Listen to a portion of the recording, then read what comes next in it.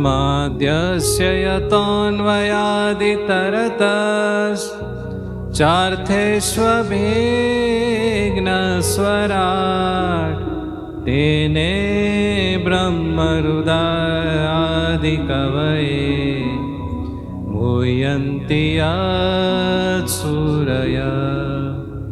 तेजो वारिमृदां यथा विनिमयो यत्र त्रिसर्गो मृषा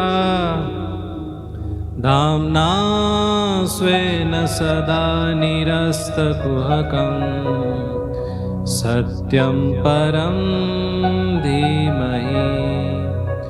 ओम श्री पूर्णपुरुषोत्तमाय नमो नमः। ओम श्री घनश्यामाय नमो नमः। ओम श्री हरिकृष्ण महाराजाय नमो नमः। ओम सर्वावतारिणे स्वामिनारायण भगवते नमो नमः।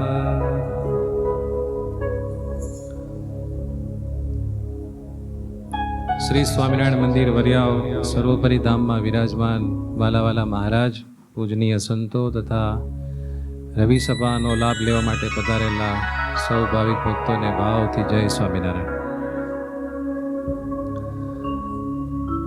વાલા ભક્તો, છેલ્લી 2 રવિ સભાથી આપણે માનસિક શાંતિના ઉપાયો ઉપર જુદા જુદા મુદ્દાઓ વિશે ઘણી બધી વાતો કરી। એમાં ગત રવિ સભામાં આપણે વધારે વાત કરી હતી કે ભગવાન જે કરતા હોય છે એનો ક્યારે આપણે વિરોધ કરવો નહીં, ભગવાનના કાર્યની ટીકા કરવી નહીં। ભગવાનને બધું આપણા ભૂત ભવિષ્યકાળનું વિચારીને નક્કી કરેલું હોય છે। આપણને જેમાં વિસંવાદિતા દેખાય એમાં ભગવાન બધું જાણતા હોવાને કારણે ભગવાનને એ બધું બરાબર લાગતું હોય છે।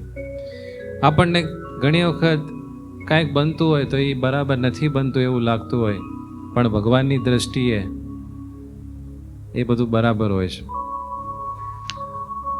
માટે જેટલા આપણે ભગવાન આપણને રાખવા માગતા હોય એમ રહીએ એટલી ઓટોમેટિક આપણને માનસિક શાંતિ વધુ ને વધુ રહે। આપણા બધાનો પ્લાન ભગવાને વિચારી રાખેલો છે, આપણને કેમ રાખવા, આપણે કેમ રહે તો સુખી થઈએ। બસ જ્યારે જે પરિસ્થિતિમાં ભગવાન આપણને રાખે એમાં આનંદ ઉત્સાહથી બસ મોજમાં રહેવું, મોજમાં રહેવું, મોજમાં રહેવું, મોજમાં રહેવું રે। સાંભળ્યું છે ગીત? બહુ સરસ છે। અલગ ધણીની ખોજમાં રહેવું અને મોજમાં રહેવું, ખોટું મૂંઝાઈને જીવવાની જરૂર નથી। એ પેલી બિરબલની વાત આવે છે ને, બાદશાહ એના છોકરા હારે તલવારબાજીની પ્રેક્ટિસ કરતા હતા। છોકરો નાનો હતો, એને શીખવાડતા હતા। તો તલવારબાજી કરતા કરતા એ બાદશાહના છોકરાએ કંઈક તલવારનો ઘા કર્યો એટલે બાદશાહની આંગળી કપાઈ ગઈ, લોહી નીકળ્યું। બાદશાહને બહુ પીડા થઈ, તાત્કાલિક બધા વૈદ્યોને બોલાવ્યા। હવે જેનાથી વાગ્યું એ પોતાનો દીકરો જ હતો, એટલે શું કરે? એટલે દીકરાને તો કાંઈ કર્યું નહીં, પણ આખા રાજમહેલમાં ઓહાપોહ થઈ ગયો કે બાદશાહની આંગળી કપાઈ ગઈ, બાદશાહની આંગળી કપાઈ ગઈ। એટલે બધું પાટા મીંડીને બધું થયું, થોડીક રાહત થઈ। પછી બિરબલ ત્યાં હતા, એટલે બાદશાહે કીધું કે બિરબલ, આ તો બહુ ખોટું થયું, મારી આંગળી કપાઈ ગઈ।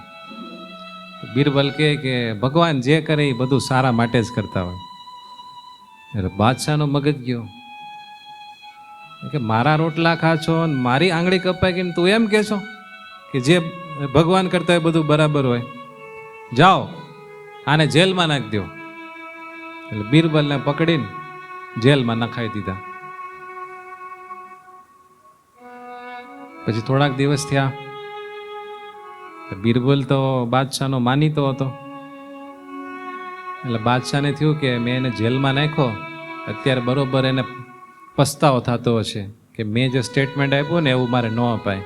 એટલે રાજા જેલમાં ગયા એની ખબર કાઢવા.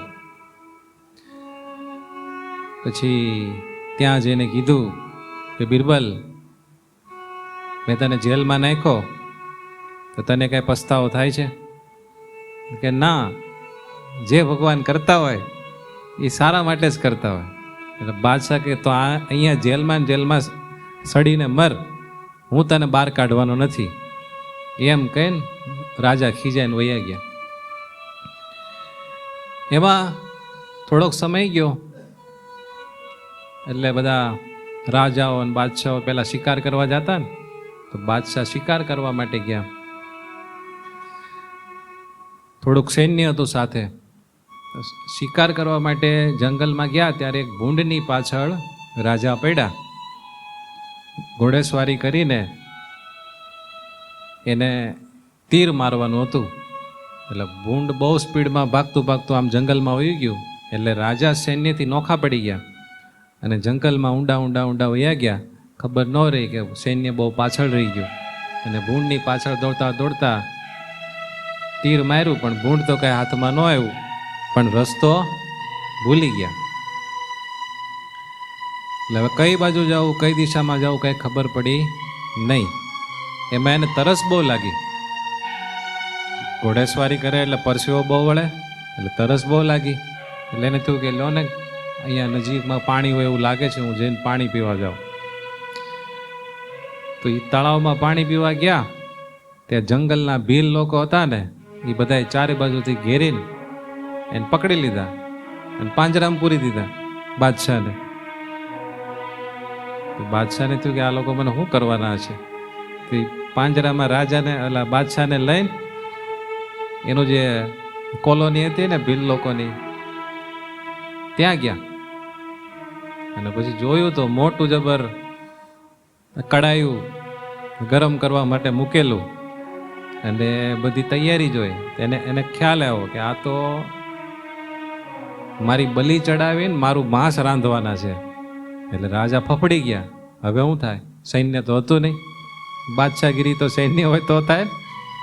એટલે બાદશાહ મૂંઝાણા. પછી ભીલનો જે ઓલો પંડિત હોય ને, એ બધું ચેકિંગ કરવા આવ્યો.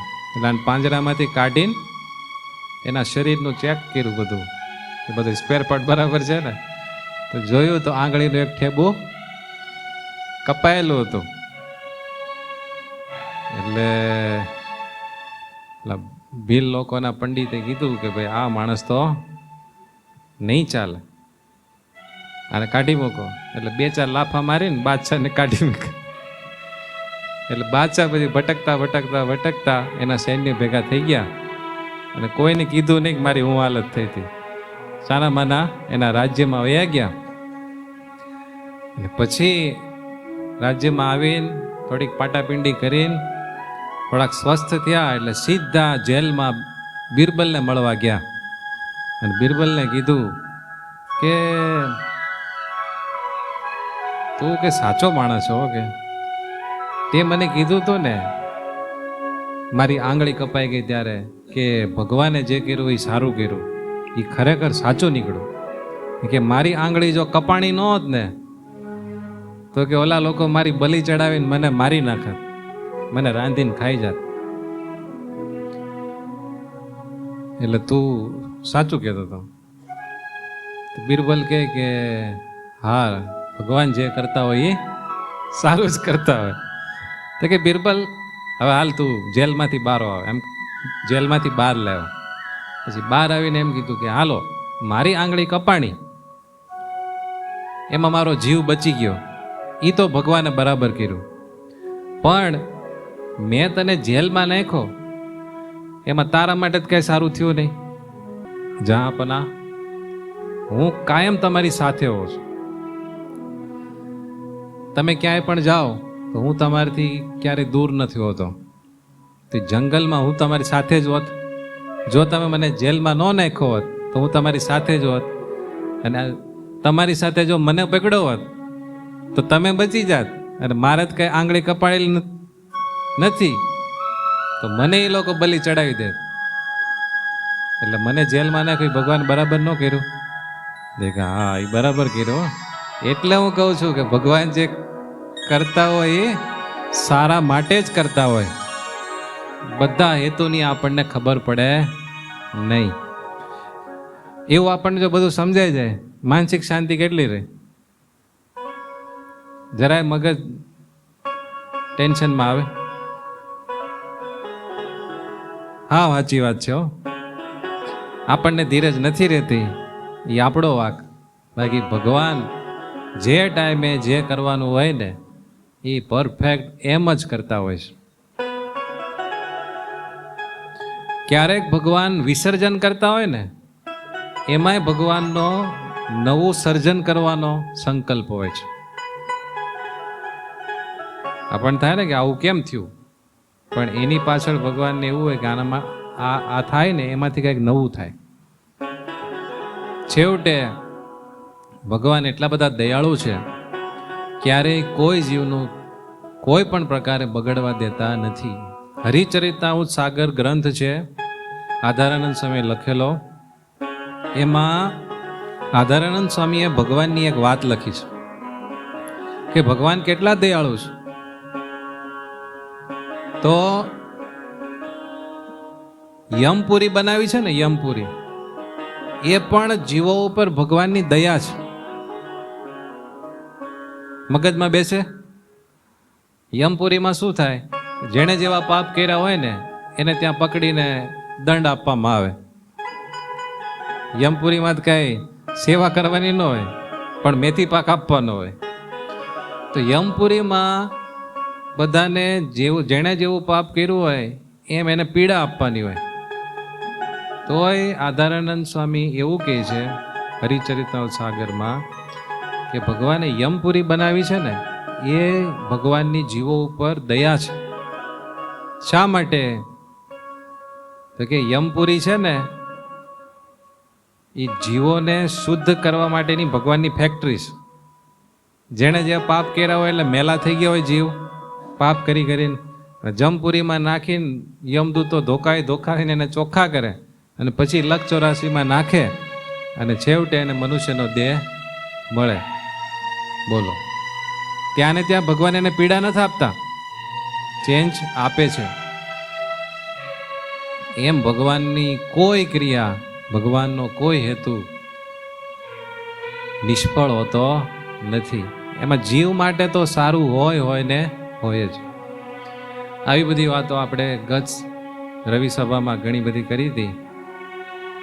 આજે એક નવા મુદ્દા ઉપર વાત કરવાની છે. આપણે જીવનમાં ક્યારેક કોઈ વ્યક્તિ ઉપર બહુ વિશ્વાસ મૂક્યો હોય, કોઈકની સાથે લાગણીના પ્રેમના બહુ ઘાટા સંબંધ બાંધ્યા હોય, કે કોઈની પાસે બહુ મોટી અપેક્ષા રાખીને એની નજીક થયા હોઈએ, ત્યારે જેના ઉપર આપણે વિશ્વાસ મૂક્યો હોય એ આપણો વિશ્વાસ તોડે. જેની સાથે આપણે બહુ સાચી પ્રેમની લાગણી બાંધી હોય એ આપણો પ્રેમ લાગણી તોડે. અને જેની પાસે અપેક્ષા રાખીને આપણે નજીક થયા હોય એ આપણી અપેક્ષા પૂરી ન કરે, આપણને કલ્પના ન કરી હોય એવો કંઈક રિસ્પોન્સ આપે, ત્યારે એ પ્રકારની જે ઘટનાઓ હોય ને એ માનસિક અશાંતિ ઊભી કરે છે. કારણ કે એ સંજોગો સ્વીકારવા આપણા માટે બહુ અઘરા હોય છે. સાચું કે ખોટું? માણસ વિશ્વાસથી જીવે છે, પ્રેમથી જીવે છે અને એકબીજાની અપેક્ષા ઉપર જીવે છે. જ્યારે તમે કોઈકની અપેક્ષાનો ભંગ કરો, પ્રેમનો ત્યાગ કરો કે કોઈનો વિશ્વાસ તોડો, ત્યારે એ માણસને એ ઘૂંટડો ગળવો બહુ કઠણ પડી જાય. જ્યાં સુધી એ ઘૂંટડો ગળે ન ઉતરે ત્યાં સુધી મનમાં કડવાશ જાય નહીં. જેમ કડવી દવા આપણે પીએ, જ્યાં સુધી મોઢામાં હોય ત્યાં સુધી એની કડવાશ આપણને અનુભવાય. એકવાર જો ગળે ઉતરી જાય તો ધીમે ધીમે ધીમે કડવાશ બધી જતી રહે. એમ જીવનમાં આવા પ્રસંગો દરેકને બનતા જ હોય. પણ જે માણસ શંકર ભગવાનની જેમ એ ઝેરના ઘૂંટડા ગળે ઉતારી જાય એને વાંધો આવે નહીં. અને જો મોઢામાં એ બધા કડવા અનુભવના ઘૂંટડા જાળવી રાખે એને ક્યારેય માનસિક શાંતિ થાય નહીં. એની અશાંતિ કોઈ દિવસ મટે નહીં. એટલે માનસિક શાંતિનો એક બહુ મોટો ઉપાય છે કડવા ઘૂંટડા ગળી જવા. કોઈ મનુષ્ય આપણું અપમાન કરે, આપણી લાગણી દુભે, આપણા હૃદયને ઠેસ પહોંચાડે, ત્યારે આપણે દુર્ભાવના એના પ્રત્યે થવા દેવી નહીં. કારણ કે આપણે વ્યક્તિ પ્રત્યે દુર્ભાવના કરીએ ને, એ ગુસ્સો કરવા કરતાં પણ આપણને વધારે નુકસાન કરે છે. સમજાણું તમને? આપણું મન છે ને બહુ ડેલિકેટ વસ્તુ છે, બહુ કોમળ વસ્તુ છે. એમાં આપણે સદભાવના, દયા, પ્રેમ, કરુણા એ સંગ્રહીને રાખીએ ને તો મન સહેજે સહેજે પ્રફુલ્લિત રહે. પણ જો દ્વેષ, કડવાશ, ઘૃણા આ બધું ભરીને રાખીએ તો મન વ્યગ્ર ને વ્યગ્ર રહે, અશાંત રહે, ઉદ્વિગ્ન રહે. માટે કોઈકના દ્વારા કદાચ એવું થાય તો આપણે સામે એવું ન કરવું. જગતમાં કહેવત છે ટીટ ફોર ટેટ, જેવા સાથે તેવા. પણ એ બધે લાગુ પડે નહીં. તમારે માનસિક શાંતિ જોતી હોય તો એના માટે એ 100% નિયમ લાગુ ન પડે. વ્યવહારિક માર્ગમાં ઠીક છે, પણ તમારે આધ્યાત્મિક શાંતિ, માનસિક શાંતિ જોતી હોય તો એના માટે આપણામાં થોડોક બદલાવ લાવવો પડે. આપણે કોઈના પ્રત્યે પણ દુર્ભાવના રાખીએ ને એ એક પ્રકારનું માનસિક કેન્સર છે. કેન્સર કોઈને થાય તો માણસ તરત મરે નહીં, પણ એની પીડા ચાલુ ને ચાલુ રહે. સમજાણું? ધીરે ધીરે માણસને મારે. એમ કોઈના પ્રત્યે પણ દ્વેષ ભાવ, ઘૃણા આપણને આમ દાજ ચડી ગઈ હોય, આમ બરાબરની એની ઉપર ઓલું થઈ ગયું હોય તોય એ બધી ગાંઠો હૃદયમાં રાખવી નહીં. એ આપણને બહુ નુકસાન કરે છે, બહુ નુકસાન કરે છે.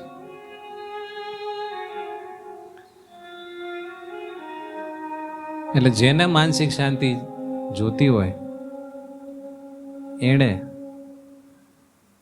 એક સૂત્ર કાયમ માટે મગજમાં ફિટ કરવું પડે. કદાચ કોઈ ભૂલ કરીને આપણને પીડિત કર્યા, પણ આપણે સામે એવું કરવા જવું નહીં. સુખદ રસ્તો લેવો, પણ એ માર્ગે ક્યારે જવું નહીં. સ્વામિનારાયણ ભગવાનના વાલા પરમહંસોની એક સરસ વાત ભક્ત ચિંતામણીમાં નિષ્કુળાન સ્વામીએ નોંધી છે. જ્યારે ભગવાન સ્વામિનારાયણ આ પૃથ્વી પર મનુષ્ય રૂપે વિચરતા હતા અને પોતાના સ્વામિનારાયણ સંપ્રદાયની સ્થાપના કરી અને પ્રગટ ભગવાનને ઓળખાવા માટે ભગવાન સ્વામિનારાયણના વાલા 500 પરમહંસો દેશ વિદેશમાં બધે ફરતા હતા. ત્યારે ઘણા બધા એવા દ્વેષી લોકો હતા જેને સ્વામિનારાયણ ભગવાનનું ભગવાનપણું સ્વીકાર્ય નહોતું થતું. તો જ્યાં જ્યાં સંતો જાય ત્યાં બધા સંતોને મારતા. ગાળો દેતા, બહુ ત્રાસ આપતા, ત્યારે ભગવાન સ્વામિનારાયણે એક વખત સંતોને કીધેલું. કેમ જે સ્વામિનારાયણ ભગવાનની એવી આજ્ઞા હતી કે તમે 100 જણા ક્યાંક જાતા હો અને એક જણો આવીને તમને લાકડીએ મારે તો માર સહન કરવો, પણ એનો પ્રતિકાર કરવો નહીં. એવા સ્વામિનારાયણ ભગવાનના સંતો, સહનશીલતાની મૂર્તિ, મહારાજના વચન પાળીને જીવતા હતા. પણ એક વખત સ્વામિનારાયણ ભગવાને જે વાત કરી એ સાંભળવા જેવી છે.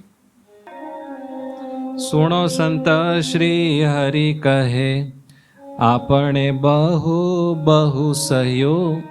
શ્રી હરિ સંતોને કહે છે કે હે સંતો, આપણે ઘણું બધાનું સહન કર્યું. જેમ જેમ આપણે ક્ષમા કરી તેમ તેમ દુષ્ટે દુઃખ દયું. આપણે જેમ જેમ ક્ષમા રાખી એમ બધા આપણને બહુ દુઃખ દીધું.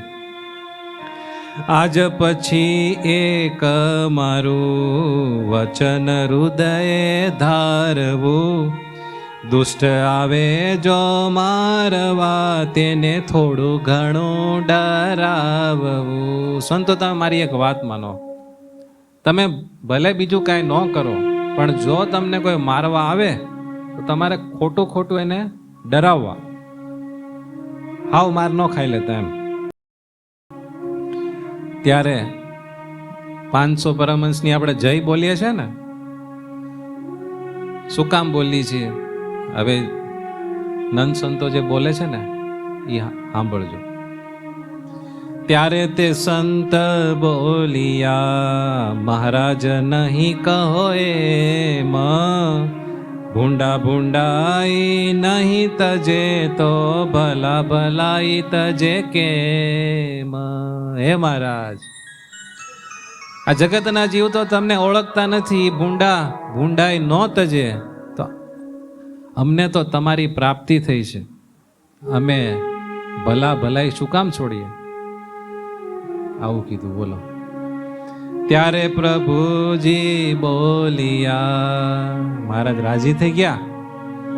ધન્ય ધન્ય સંત તમે, જડ ભરત કદ્રજ જેવા ક્ષમાવાન ઓળખ્યા અમે.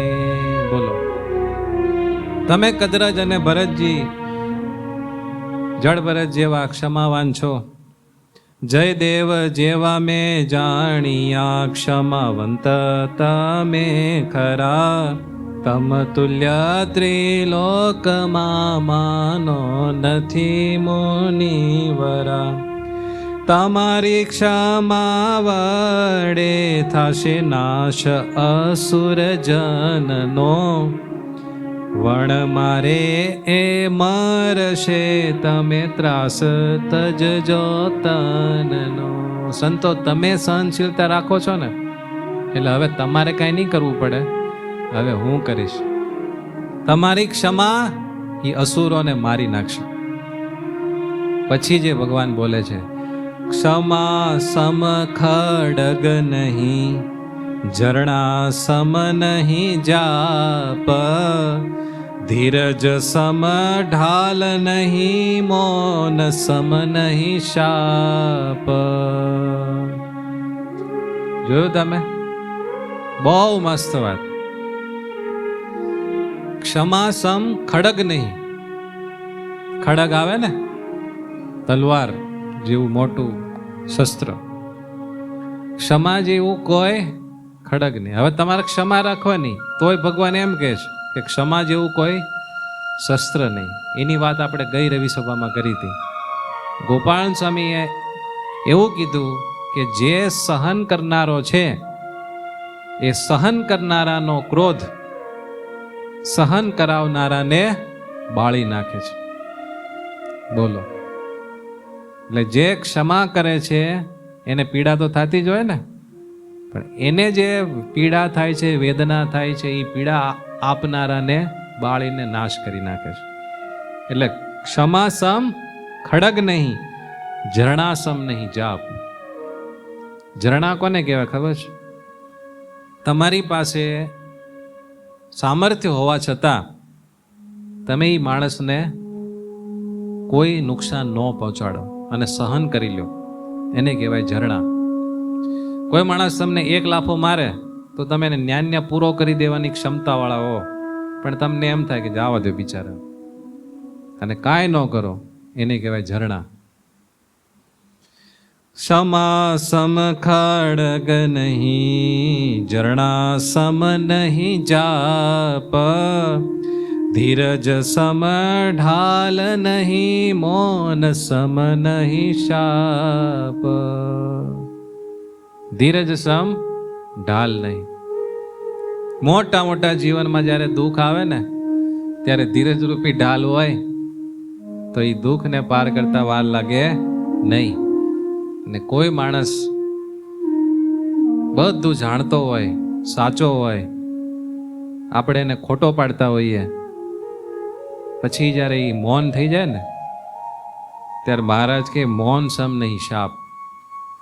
એ કાંઈ બોલે નહીં, પણ આપણે જાહેરમાં એને ખોટો પાડીએ, એનું અપમાન કરીએ, એ કશું એક શબ્દ ન બોલે, પણ એના અંતરમાં જે વેદના થાય ને એ એટલું બધું ઘાતક કામ કરે કે એને પીડા પહોંચાડનારને ખેદાન મેદાન કરી નાખે આખું. એટલે જીવનમાં જ્યારે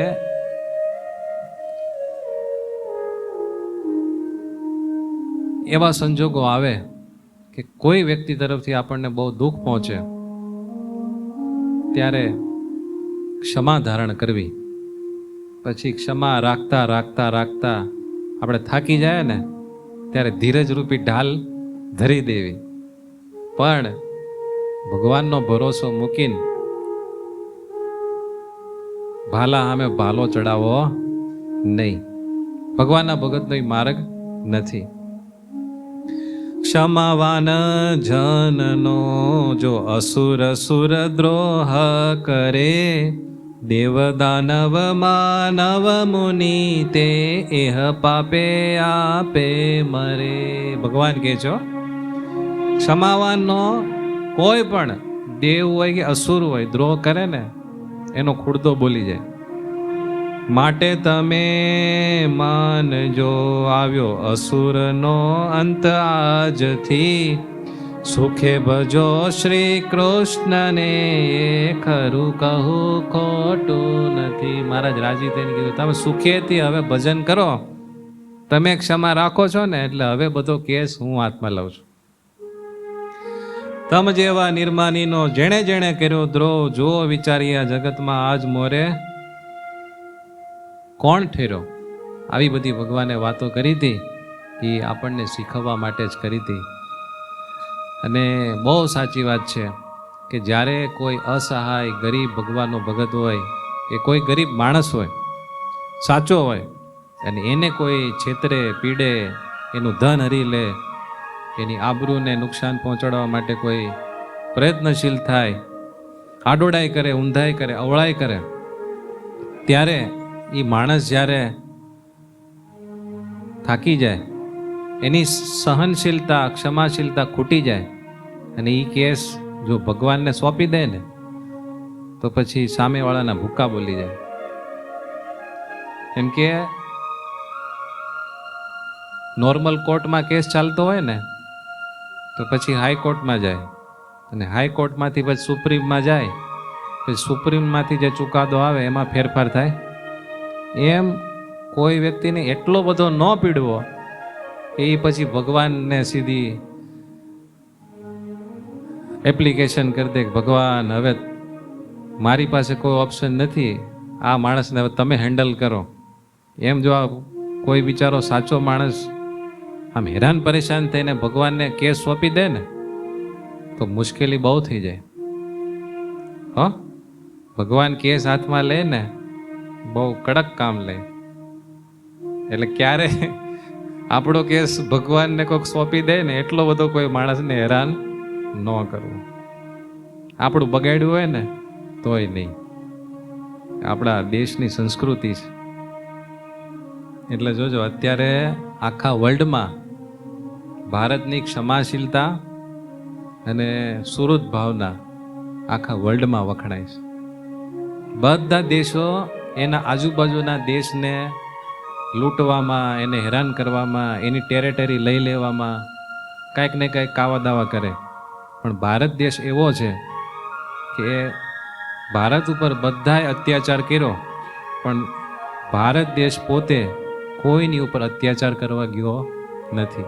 શાંતિનો જ માર્ગ લીધો છે અને એને લઈને જ ભારતમાં આખા વર્લ્ડ કરતાં વધારે શાંતિ અને સુખ છે. ઇન્ફ્રાસ્ટ્રક્ચર કદાચ ને આ બધે સારું હશે, પણ અહીંયા જે રહેવાની મજા છે ને ભારતમાં, એ બીજે નથી. અને તમે એક તો કલ્પના કરો કે ભગવાનના જેટલા અવતારો થયા એ બધા ભારતમાં જ કેમ થયા? રામચંદ્ર ભગવાન, શ્રી કૃષ્ણ ભગવાન અને સર્વોપરી સ્વામિનારાયણ ભગવાન બધા ભારતમાં જ કેમ થયા? અને ભારતને જ આધ્યાત્મિક ભૂમિ કેમ કીધી? ખગોળ ભૂગોળના વચનામૃતમાં જે આર્ય દેશ કીધો એ ભારતને જ કેમ કીધો? ખ્યાલ આવ્યો તમને? અને ભગવાને કેવું સરસ કર્યું ખબર છે? ખગોળ ભૂગોળનું વચનામૃત કોઈક દિવસ વાંચજો. પેલા અખંડિત જે ભારત હતું આખું, તો ઘણી વખત આપણને એમ થાય કે કેટલો મોટો ભારત દેશ હતો ને બધા ટુકડા થઈ ગયા. પણ જેટલા આર્ય દેશ હતા ને એટલા અત્યારના ભારતમાં છે, અને જેટલા ખંડિત થઈને ભારતમાંથી છૂટા પડી ગયા એ બધા અનાર્ય દેશ હતા. ભગવાનને ભૂલ થઈ છે? પરફેક્ટ. તમને એમ થાય કે 200 વર્ષ પહેલા સ્વામિનારાયણ ભગવાન વચનામૃતમાં જે કહી ગયા એ જ પ્રમાણે ભારતનો નકશો છે.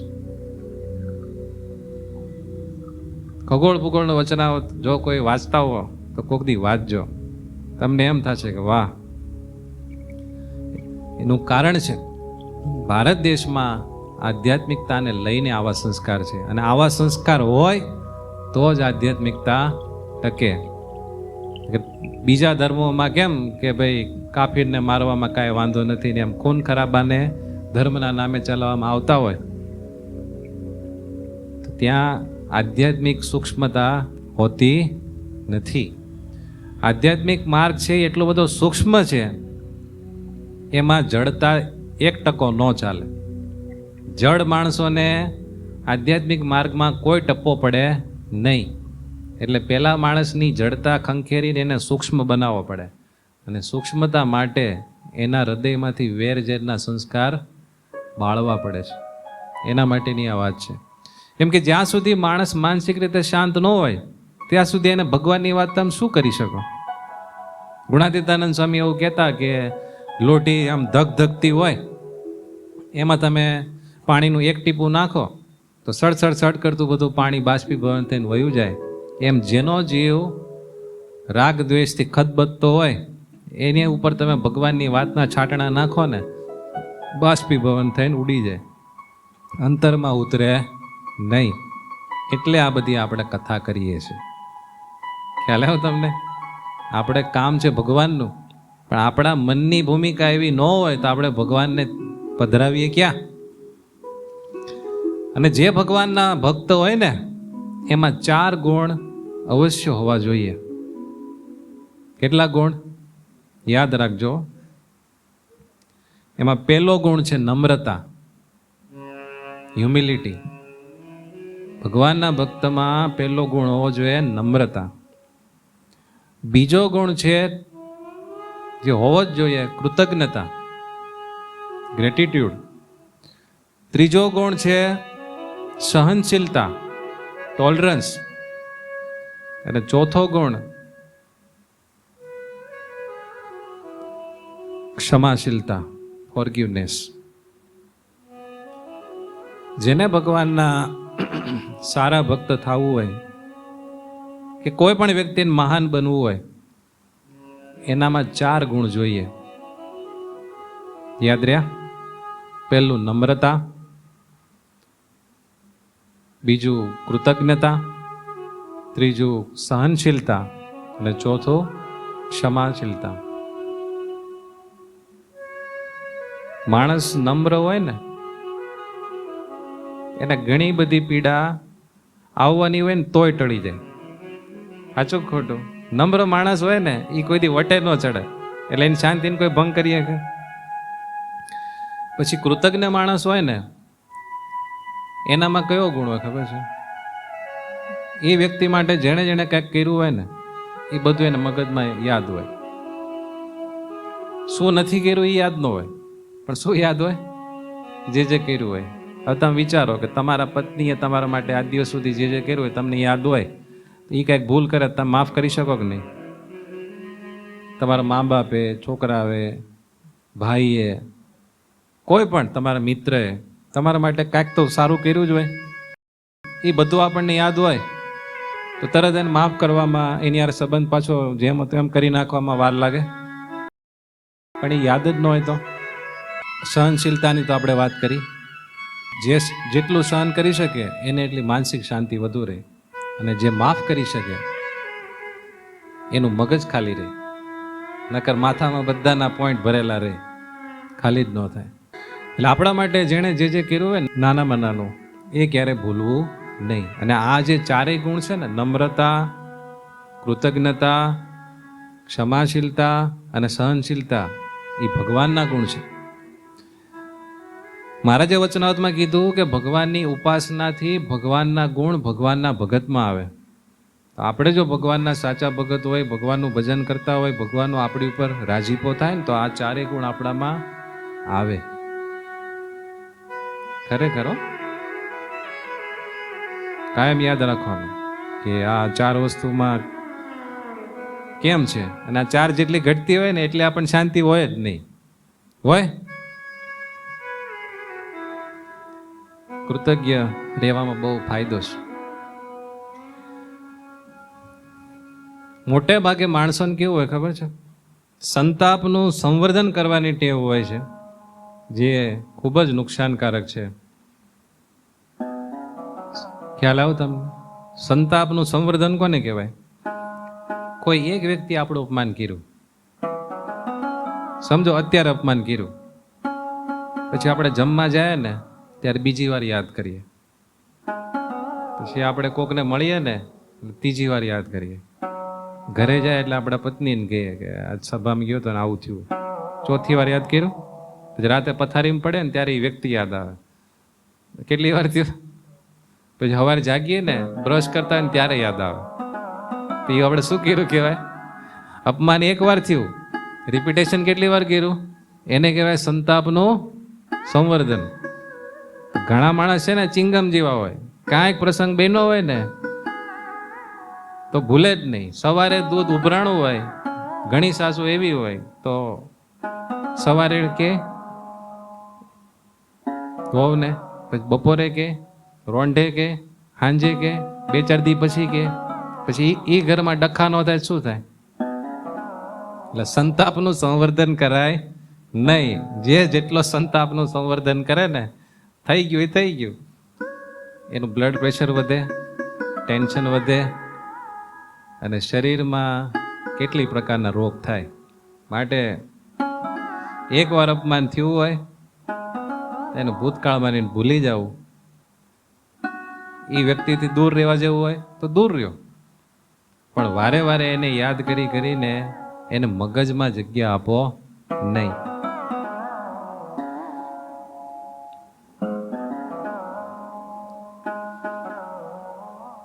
કેમ કે એ આપણને બહુ નુકસાન કરે છે. હવે એક ચરિત્ર કેવું છે, કેટલું બધું આ બધી વસ્તુ કામ કરતી હોય છે. દિનેશભાઈ સાંભળવા જેવું છે. આ ચરિત્ર જ્યારે મેં વાંચ્યું ને ત્યારે મને બહુ મજા આવી હતી, એટલે તમને 100% મજા આવશે. કર્મના સિદ્ધાંત પ્રમાણે થોડોક બધા ધ્યાનથી સાંભળજો, એકાગ્ર થઈને. કર્મના સિદ્ધાંત પ્રમાણે આપણા દ્વારા જે વસ્તુનું, સાંભળો છો ને બરાબર, ચૂકાઈ ન જાઓ. કર્મના સિદ્ધાંત પ્રમાણે આપણા મનમાં જે બાબતનું રાગ કે દ્વેષથી ઘાટું ચિંતન થાય ને એની ગાંઠ પડી જાય. પાછું બોલું છું, કોઈને રહી ગયો હોય તો સાંભળજો, તો તમને આમાં ટપવો પડશે. કર્મના સિદ્ધાંત પ્રમાણે રાગ કે દ્વેષથી જે બાબતનું ઘાટું ચિંતન થાય એની ગાંઠ જીવમાં પડી જાય. એને આપણે કારણ શરીર કયો, પૂર્વના સંસ્કાર કયો, પૂર્વના કર્મ કયો, પ્રારબ્ધ કયો, એમાંથી નિર્માણ થાય. આપણે 3 રવિ સભાથી આના ઉપર વાત કરીએ છીએ. એનું કારણ તમને કહું કે આ નમ્રતા, સહનશીલતા, ક્ષમાશીલતા, કૃતજ્ઞતા રાખવામાં ફાયદો એ થાય કે દ્વેષને લઈને જે ગાંઠ પડવાની હોય ને મગજમાં એ ન પડે. કોકની સાથે આપણે વાસના બંધાણી, વધારે પડતું હેત થઈ ગયું તોય આપણને નડે. ભગવાને કીધું ને, જ્યાં જેની વાસના રહે છે તે જન્મ તો ત્યાં જઈને લે છે. એ તો આપણને ખબર પડે છે કે ક્યાંક વાસના રહી ગયું, ક્યાંક બંધન રહી ગયું તો એ આપણને નડે, નુકસાન કરે.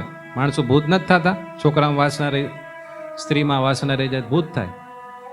પણ આપણને એ નથી ખબર પડતી કે દ્વેષની ગાંઠ મગજમાં રહી જાય એ એટલી જ નુકસાન કરે છે કે જેટલી વાસનાની, રાગની ગાંઠ રહી જાય ને એ જેટલી નુકસાન કરે ને એટલી જ. મનાય 100% એવું આપણને મનાતું જ નથી. જો મનાતું હોય ને તો આપણે મગજમાં એવી જગ્યા રાખી જ ન શકીએ. આપણે કેટલાય વ્યક્તિઓને મગજમાં મફતની ભાડું લીધા વગર જગ્યા દઈને બેઠા હોય છે. હા, એનું એક ચરિત્ર કહું, થોડુંક ડિટેલથી લઉં છું એટલે તમને આખો એનો ઇતિહાસ ખ્યાલ આવે. વિસનગરમાં એક ઝુમખરામ અને મુગટરામ કરીને 2 ભાઈ હતા. એમાં ઝુમખરામ મોટી ઉંમરના હતા અને એના ભાઈ મુગટરામ થોડાક નાના હતા.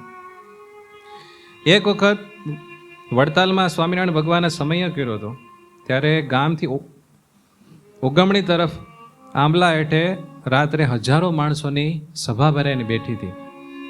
મહારાજ વાતો કરતા હતા અને એ વખતે આ વિસનગરના ઝુમખરામ ઊંઘમાં ને ઊંઘમાં ભગવાનની વાત સાંભળતા હતા એટલે ઝોલા આવતા.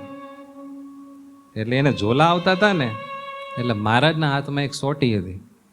શ્રીજી મહારાજનું કામકાજ એવું હતું કે કથા સાંભળતા હોય અને કોઈનું ધ્યાન ભટકે ને કે ઝોલા ખાતા હોય એટલે ભગવાનને ગમે નહીં. એટલે ભગવાને શું કર્યું, એક હોટી ચપાક દઈને મારી દીધી. પેલી લાઈનમાં બેઠા હોય ને સાવધાન રહીને સાંભળવું પડે ને. ભગવાનને કહેવું ને એટલે એક સોટી જોરથી મારી. એટલે ઝુમખરામ જરાક આમ જાગી ગયા પણ કઈ બોલાય જ નહીં. બીજા કોકે મારી હોય લાખ કરી, ભગવાને જ મારી. પણ મગજમાં જ થયું કે ભગવાન એટલી બધી જોરથી હું કામ મારી? આમ જરાક ઠેબું માર્યું હોત તોય હું જાગી જાત ને. એટલે આમ થોડુંક થયું કે મારે એટલું જોરથી કેમ માર્યું. પછી સભા પૂરી થઈ, સભા બધી ગઈ ઘરે, પોતપોતાના ઉતારે ગઈ. ત્યારે ઝુમખરામે મહારાજના ચરણારવિંદ પકડીને કીધું કે પ્રભુ તમે મને સોટી મારી એનો મને વાંધો નથી, પણ એટલી બધી જોરથી કેમ મારી? આમ ધીમેકથી મારી હોત તો શું વાંધો હતો? ત્યારે ભગવાન દાંત કાઢતા કાઢતા કે હિરણ્યકશિપુ જ્યારે પ્રહલાદને મારવાની તને આજ્ઞા કરતો હતો ત્યારે તે પ્રહલાદની ભક્ત જાણીને તે રક્ષા કરેલી. તો પ્રભુ એ વખતે શું હતો કે એ વખતે તું અસુર હતો? તો કે એવું? તો કે હા, પણ હિરણ્યકશિપુ જ્યારે પ્રહલાદને મારવાની તને આજ્ઞા કરતો ને ત્યારે તું છાનો છૂપો એનો પક્ષ રાખતો, એની રક્ષા કરવા માટે તું પ્રયત્ન કરતો. એ પુણ્ય કરીને તે દિવસથી તું ભગત થયો છું. બોલો, ભગવાનના ભક્તનો જરાક પક્ષ રાખવાનો ફાયદો જો. પણ તે વખતના તારામાં અમુક પ્રકારના પાપ રહી ગયા હતા, એ ટળતા નહોતા. એટલે મને થયું કે આ તારો છેલ્લો જન્મ કરવો છે, એટલે મેં કૃપા કરીને આ લાકડી મારીને તારા પાપ ભેળા છે.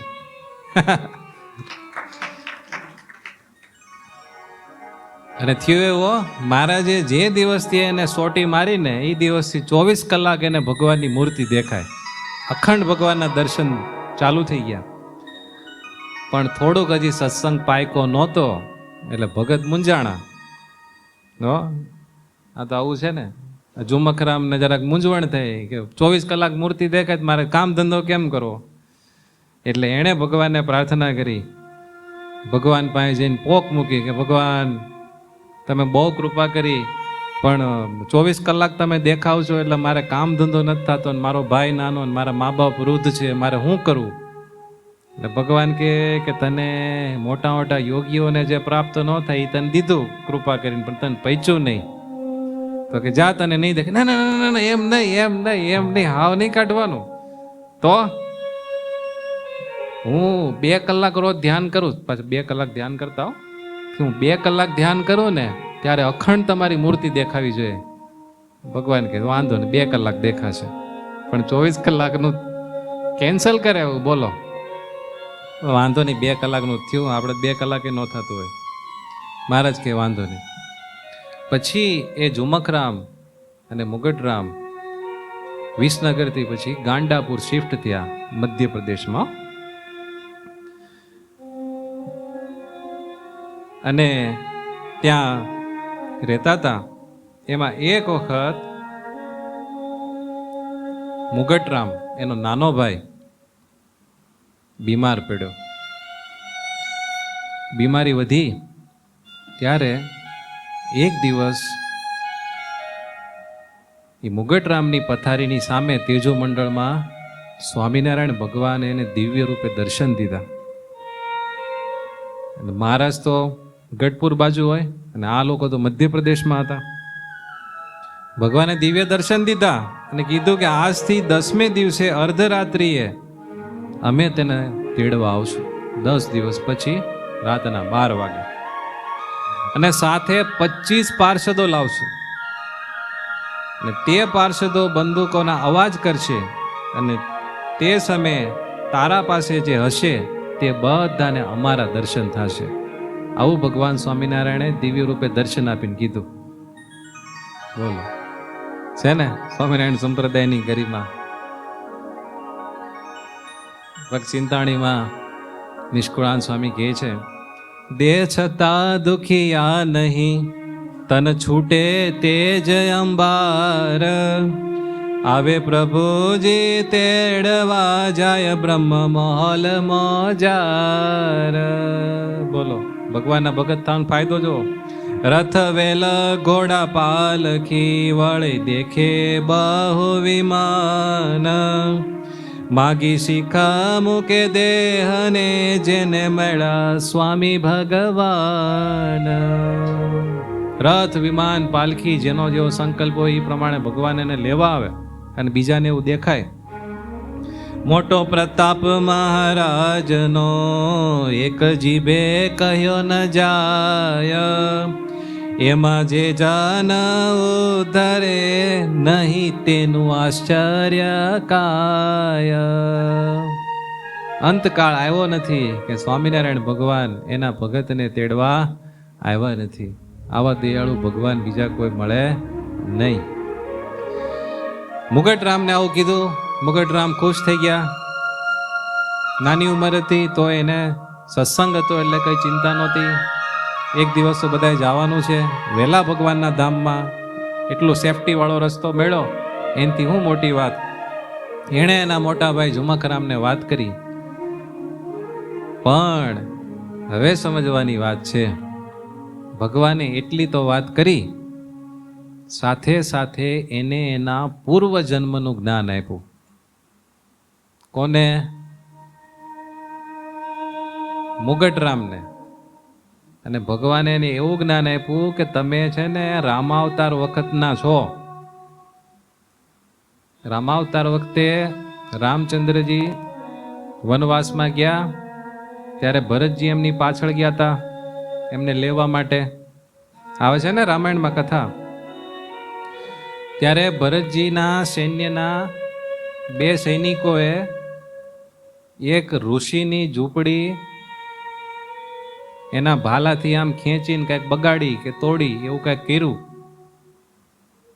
અને એ ઋષિ ખીજાણા, એ ઋષિ તમે છો કે, અને તમારા મા બાપ છે ને એ ઓલા બે સૈનિક છે, એટલે એ વખતનું તમારે એની હારે વેર છે, એટલું બધું જે વેર ઝેર છે એટલા જન્મોથી હાલ્યું આવે છે, પણ આ વખતે તમને મારા સંતોનો ભેટો થયો ને મારો નિશ્ચય થયો, અને અમે આ પૃથ્વી ઉપર પ્રગટ છીએ,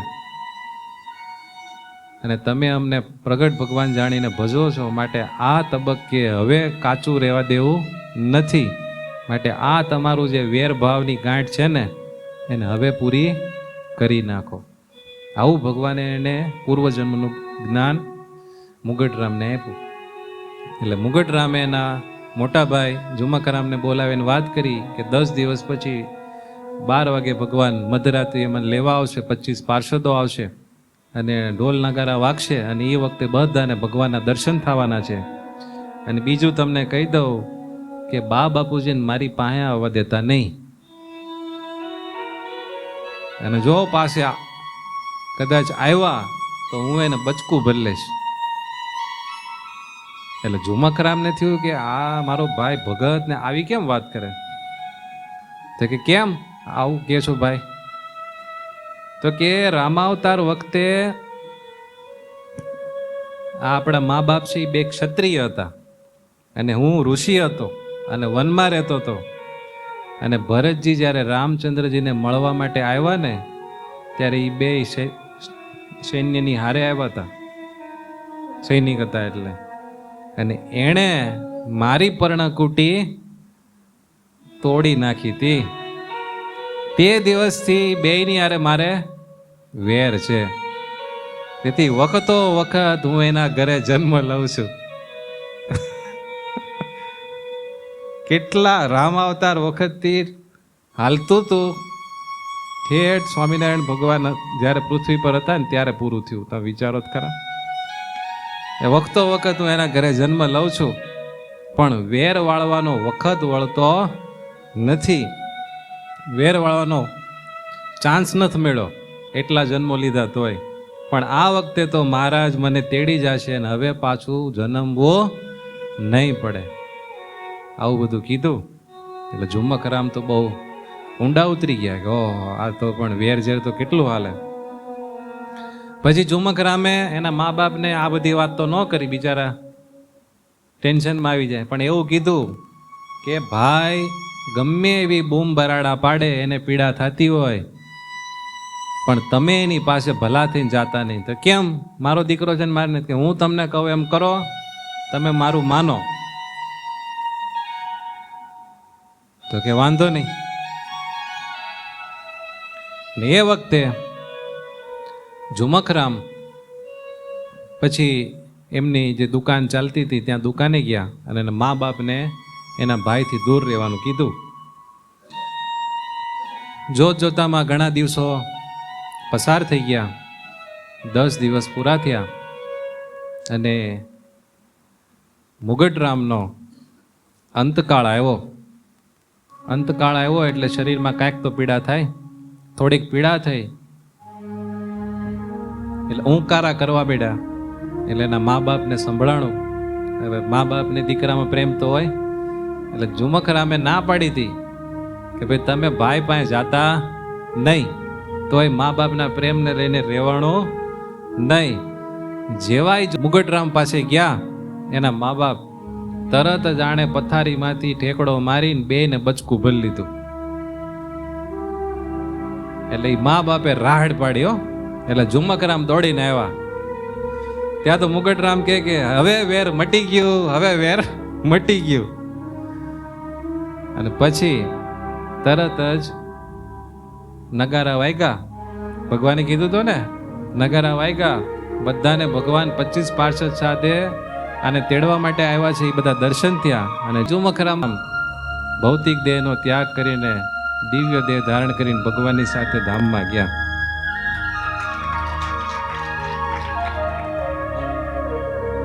પણ વેર મટતા કેટલો સમય લાગ્યો? રામ અવતાર આખો વયો ગયો, કૃષ્ણ અવતાર વયો ગયો, વચ્ચે કેટલું વયો ગયો? સ્વામિનારાયણ ભગવાને કૃપા કરી ત્યારે છૂટકો થયો.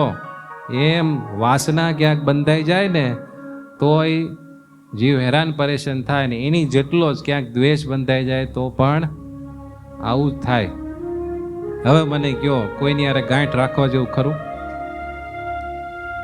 કોકે આપણને કંઈક બે શબ્દ કીધા, આપણું કંઈક બગાડ્યું ને, જય સ્વામિનારાયણ કહીને પૂરું કરવું, પણ આટી મારવી નહીં. જાણો ઘણા માણસો એવા હોય આપણને એની યારે સેટ ન થતું હોય તો કેવું કરવું ખબર છે? એક સાયકોલોજીમાં થિયરી આવે છે, થિયરી ઓફ પ્લાનેટ. સૂર્યની ફરતે બધા ગ્રહો ફરે છે તો બધાનું ડિસ્ટન્સ એક સરખું હોય કે જુદું જુદું હોય ને? તો એમ આપણે આ સંસારમાં બધાની હારે ફરીએ છીએ, પણ માનસિક રીતે કોનાથી કેટલું ડિસ્ટન્સ રાખવું એ આપણે એ ગ્રહોમાંથી શીખવું જોઈએ. ખ્યાલ આવ્યો તમને? જે વ્યક્તિ આપણને માનસિક શાંતિ આપે એવું હોય ને એને જ આપણે માનસિક રીતે નજીક રાખવો, બાકીને છેટા કરી દેવા એ ક્યાં કોઈને ખબર પડે. અને બીજું, આપણે આ કેમ કેમેરાને આમ ફોકસ કરીએ, એનું ડિસ્ટન્સ સેટ કરીએ ને, ક્લિયર દેખાય એટલું આપણે ડિસ્ટન્સ રાખીએ. એમ આપણને ખબર પડે કે આ વ્યક્તિને લઈને મને અશાંતિ થાય છે, એનાથી એટલું મેળવી દેવાનું. એ મેળવવાનું ક્યાં હોય? આપણે ક્યાં મતથી? સામે. સામે કોઈથી સેટિંગ થાય? અહીંયાથી મારે કેમેરામાં પિક્ચર બરાબર લેવું હોય તો ઓલાને હું 7 વખત ફેરવું, એની કરતાં હું અહીંયાથી સેટિંગ કરું તો એ 7 વખત એ વ્યક્તિને ફેરવવા કરતાં અહીંયા કેમેરામાં સેટિંગ કરું એ સારું પડે ને? એટલે આપણામાં ફેરફાર કરવાનો, સહન કરી લેવાનું, જતું કરી દેવાનું. જતું કરે તે જીતે, સહન કરે તે સમર્થ બને. આ રીતે મુકટરામનો તો મોક્ષ થઈ ગયો, પણ આપણે હવે કોઈ ગાંઠ રહેવા દેવી નથી. આપણે જ ઓપરેશન કરીને કાઢી નાખવાનું. બરાબર છે? તો આપણને પ્રશ્ન થાય કે એટલું સમજીએ છીએ તો આપણને આમ શાંત કોણ રહેવા નથી દેતો? થાય ને? આપણને શાંત નથી રહેવા દેતો આપણું હું પદનો ભાર, આપણો હુંકાર હોય ને, હું આમ મને કીધું આમ એમ, સમજાણ? આમાં એક પ્રકારનો હોય ને, બધામાં હોય, આપણે બધામાં હોય જ. એક સંસ્કૃતમાં એક બહુ સરસ શ્લોક છે, અતૃણે પતિતો વહની સ્વયમેવ ઉપશામ્યતિ અક્ષમાવાન પરમ દોષે રાત્માનમ ચેવ યોજયેત. અતૃણે પતિતો વહની સ્વયમેવ ઉપશામ્યતિ. જ્યાં ઘાસપૂસ જેવું કાંઈ નાનું મોટું કચરું કાંઈ ન હોય, નકરા પથરા જ હોય, ત્યાં તમે તિખારા પાડો અગ્નિના તો ભડકો થાય. પણ ઘાસપૂસ કંઈક પડ્યું હોય અને પછી તિખારો પડે તો તરત સળગે. એમ આપણે જેટલા અહંકારથી ભારે હોઈએ ને, એ જેટલું કચરું હોય ને એટલું કોક આપણે છંછેડે ને એટલે તરત ભડકો થાય. પણ આપણામાં એ જો ઓછું હોય કે ઠામુકું ન હોય તો ગમે એટલા તિખારા પડે તો ભડકો થાય નહીં. તો હવે ભડકો થાય છે કે નથી થતો, એમ આપણે તિખારાનો વાંક કાઢવો હોય તોય વાંધો નહીં, અને ઓલું આપણે કચરું રાખ્યું છે એનો વાંક કાઢવો હોય તોય વાંધો નહીં. પણ કોનો વાંક કઢાય? કચરાનો વાંક કઢાય ને ભાઈ. કચરો સાફ કરી નાખો ને, ભલે ને તિખારા પડતા આપણને શું વાંધો આવે? અને બીજું કેવું કીધું, અક્ષમાવાન પરમ દોષે રાત્માનમ ચેવ યોજ્ય. જેને ક્ષમા આપવાનો સ્વભાવ નથી ને એ પોતાની જાતને વારે વારે મુશ્કેલીમાં મૂકી દેશે. માટે ક્ષમાવાન થવું. અમુક કામ જાતે કરવું પડે ને, એ એક માનસિક શાંતિનો ઉપાય છે. બધું આપણે કોકના પાસે કરાવીએ તો પછી ક્યારેક માણસ ન મળે તો આપણને મુશ્કેલી થાય. બરાબર ને? નીલકંઠ વર્ણી વિચરણ કરતા કરતા જ્યારે ગુજરાતમાં આવ્યા અને ગિરનાર પર્વત ઉપર આવ્યા, એ વખતનું એક ચરિત્ર છે કે મહારાજ ગિરનાર ઉતરીને ગોધાવા આવ્યા. તો ગોધાઓ પાસે એક ધર્મશાળાની જગ્યા હતી, ત્યાં બ્રહ્મ ભોજન થતું હતું. ત્યારે નીલકંઠ વર્ણી ત્યાં બધાની સાથે જમવા માટે બેસી ગયા. ત્યારે આસુરી બુદ્ધિવાળા અમુક વૈરાગીઓ હતા ને, એણે મહારાજને બેસવા ન દીધા. એક વાર ઉઠાડ્યા, 2 વાર ઉઠાડ્યા, 3 વાર ઉઠાડ્યા, 7 વખત ઉઠાડ્યા. કેટલી વાર? 7 વખત ઉઠાડ્યા. તોય મહારાજ કાંઈ બોલ્યા નહીં, જમવા ન દીધા હો. તોય પછી મહારાજ ત્યાંથી નીકળીને હાટકેશ્વરના મંદિરમાં ગયા અને ત્યાં મંદિરમાં જઈને બેઠા. ત્યારે એક વિપ્રને આ બધું જોયું ને એટલે મહારાજ પોતે ભાવ થયો કે કેટલીક ક્ષમાશીલતાવાળા. પછી એણે શીરો અને પૂરી ભગવાનને જમાડ્યા અને ભગવાને રાજી થઈને એને શિવજી રૂપે દર્શન દીધેલા. આવી નીલકંઠ વર્ણીના જીવન ચરિત્રમાં કથા આવે છે. બોલો, 7 વખત આ રીતે અપમાન કરીને ઊભા કર્યા, કાંઈ નહીં. અતૃણે પતિ તો વહની સ્વયમેવ ઉપશામ્યતી. જ્યાં કાંઈ ઘાસ ફૂસ નથી ત્યાં ગમે એટલા તિકારા નાખો, ભડકો થાય નહીં. મહારાજે આપણા આ પ્રેક્ટિકલ કરીને આપણને શીખવાડ્યું. બાકી અઘરું થઈ જાઓ. આપણે અહીંયા બેઠા હોય ને, અહીંયાથી ત્યાં બેહાડે, ત્યાંથી આમ બેહાડે. 7 વખતની જરૂર ન પડે, 3 વખત ફેરવો એટલે માણસ વયો જાય રે. એ તો ભગવાન હતા એટલે કરી શકે, આપણાથી તો ભાઈ અઘરું જ થઈ જાય. એટલે સહન કરનારાને ક્યારે નુકસાન જતું નથી અને સહન કરાવનારાને ક્યારે શાંતિ મળતી નથી. એટલે જીવનમાં સુખ દુઃખ, માન અપમાન તો બધાના થાય જ, પણ આપણે એ વસ્તુને કયા અભિગમથી લઈએ છીએ ને એની ઉપર આખો આધાર છે. જ્યારે માણસને પીડા કોઈ પહોંચાડે, એનું અપમાન કરે અને એવું લાંબો સમય સુધી ચાલે, ત્યારે 2 વસ્તુ થાય. કા માણસ નમ્ર બની જાય, કા માણસ ઉગ્ર બની જાય. જાણો તમને, એક શહેરમાં એક મોટા વ્યક્તિનું સન્માન કરવામાં આવ્યું કે તમે સમાજ સેવાના એટલા બધા કાર્યો કર્યા, જનહિત માટે આવા તમે સંશોધન કર્યા અને તમારા જીવનથી તમે એટલા લોકોને સુખ પહોંચાડ્યું છે, માટે તમારું સન્માન કરવામાં આવે છે. એમ કરીને એ ભાઈનું સારી રીતે સન્માન કરવામાં આવ્યું. અને પછી પૂછ્યું કે તમારા જીવનમાં આજે તમે સફળ જીવન જીવો છો, તો તમારા જીવનની આ સફળતા પાછળનો આમાં કોનો હાથ? તમારી સફળતા પાછળનું શું કારણ? ત્યારે એ ભાઈ કીધું કે મારા મા બાપ. પછી એ જ વ્યક્તિનો એક ભાઈ, સગો ભાઈ, એણે ઘણા બધા કાંડ કરેલા, ઘણા બધા અપરાધના કિસ્સામાં સંડોવાયેલો અને એને ખૂન ખરાબા, બલાત્કાર ને એવા ઘણા બધા કેસ લાગુ પડી ગયા એટલે એને ફાંસીની સજા આપવાની હતી.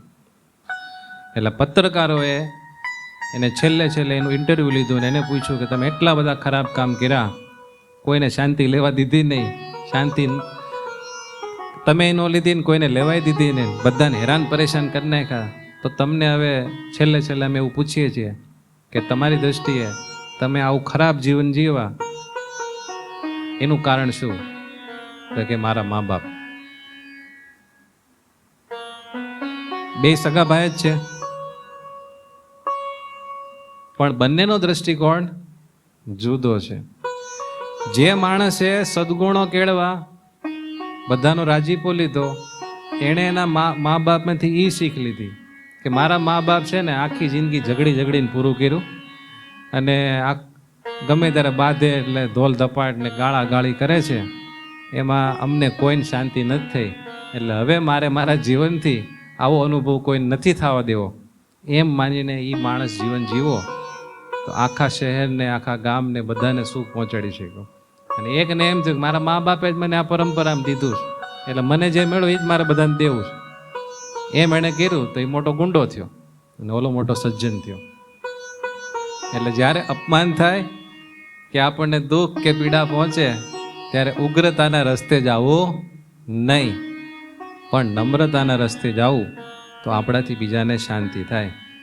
આપણે બીજાને જે આપીએ ને એ જ આપણને મળે. પહેલાના જમાનામાં રૂપિયાવાળાના જ્યારે લગ્ન થાય ને ત્યારે ગેટ ઉપર બે બાજુ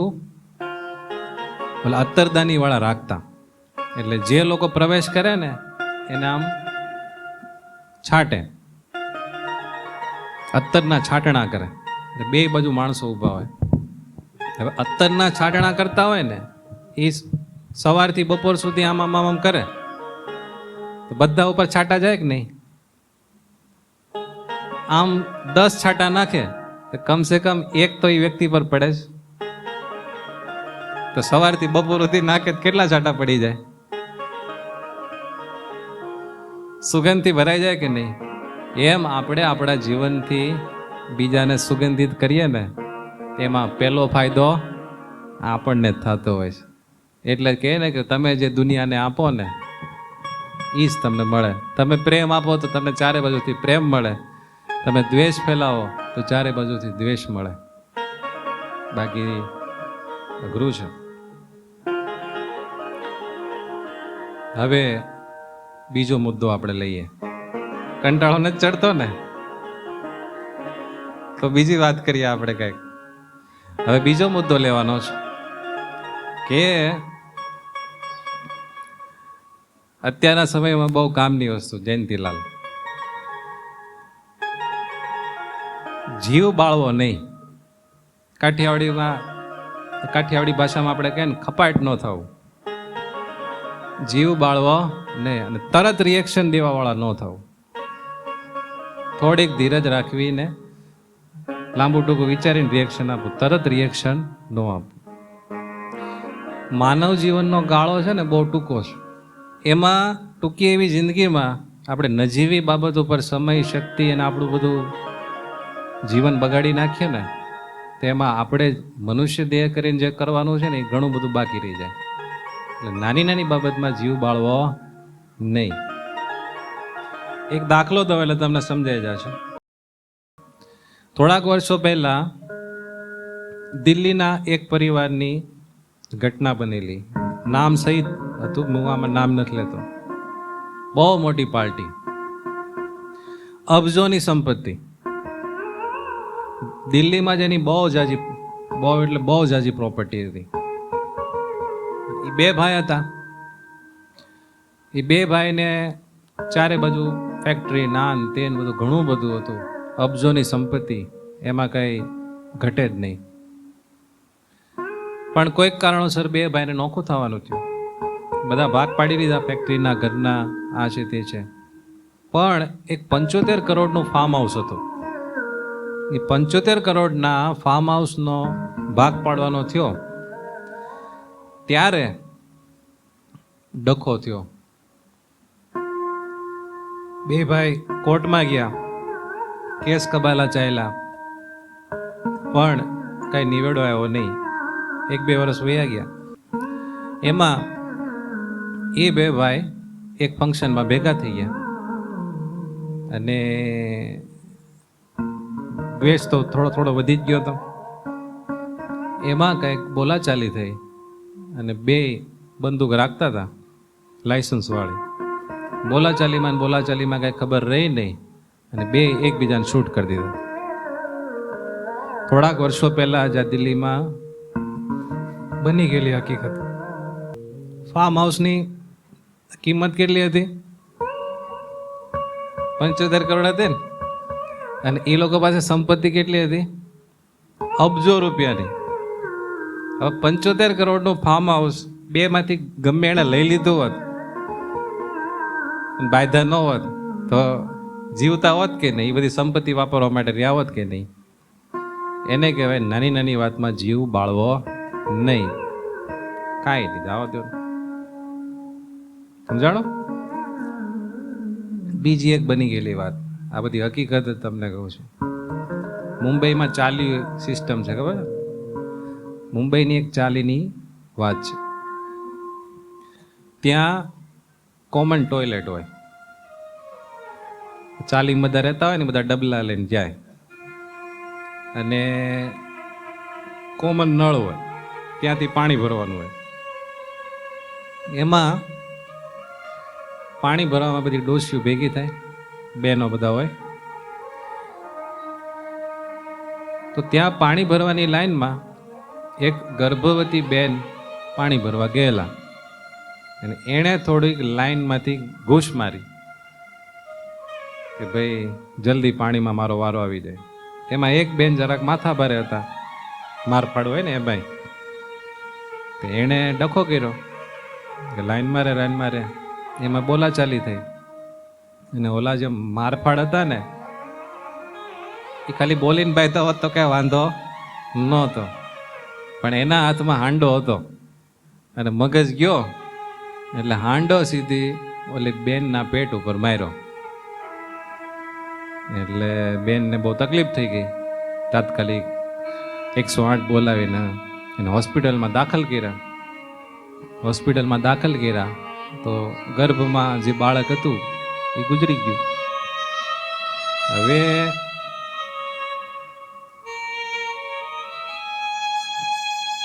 કદાચ ઓલા બેનને પાણી ભરવા દીધું તો 10 મિનિટનો ફરક પડત.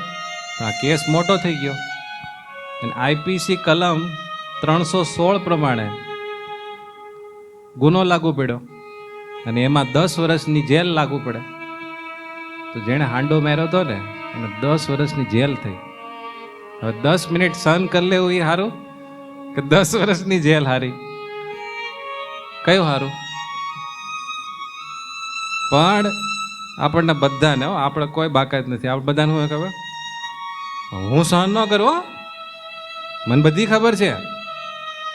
બધા જ્યારે બાંધવાના મૂડમાં હોય ત્યારે શું કે, મને બધાની ખબર છે, તમે આમ ન કરતા, બધું જાણું છું.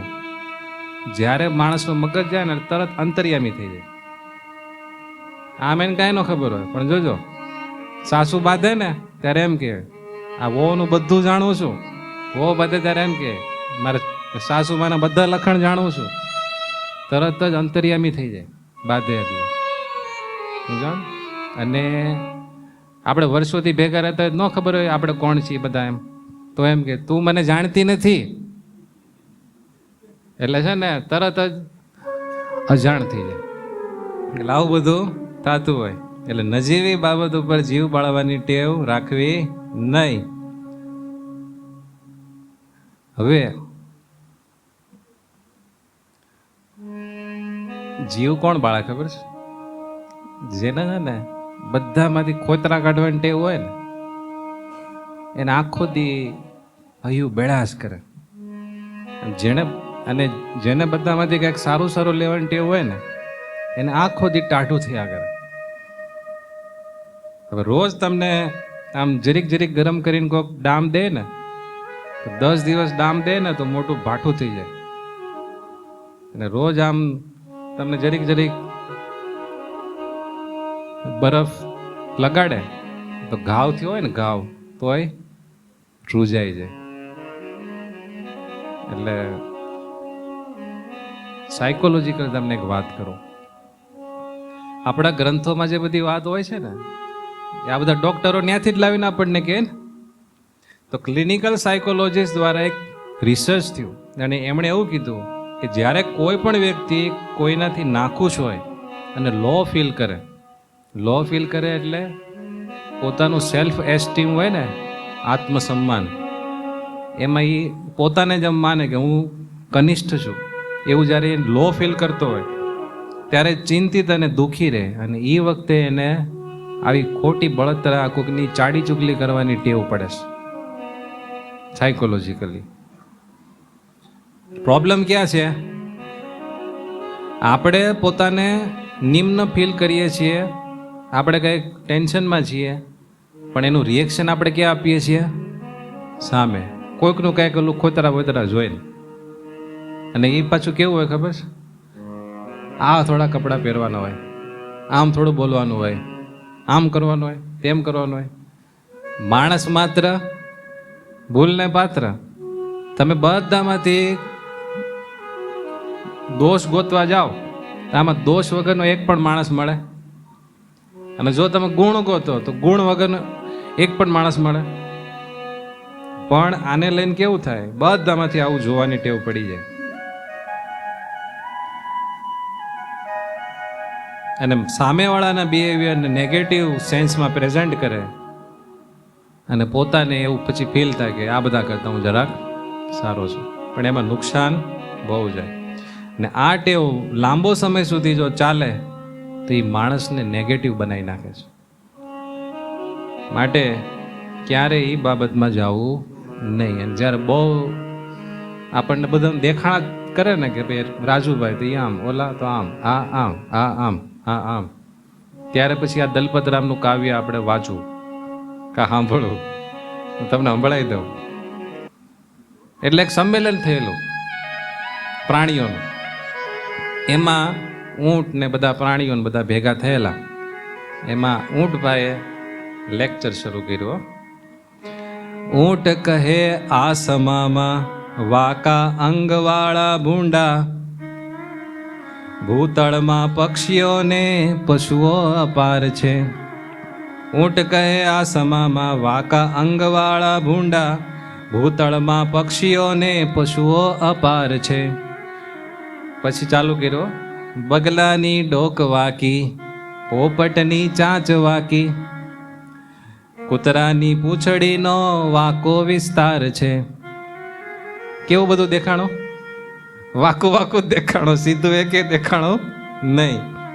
બગલાની ડોક વાકી, પોપટની ચાંચ વાકી, કૂતરાની પૂંછડીનો વાકો વિસ્તાર છે.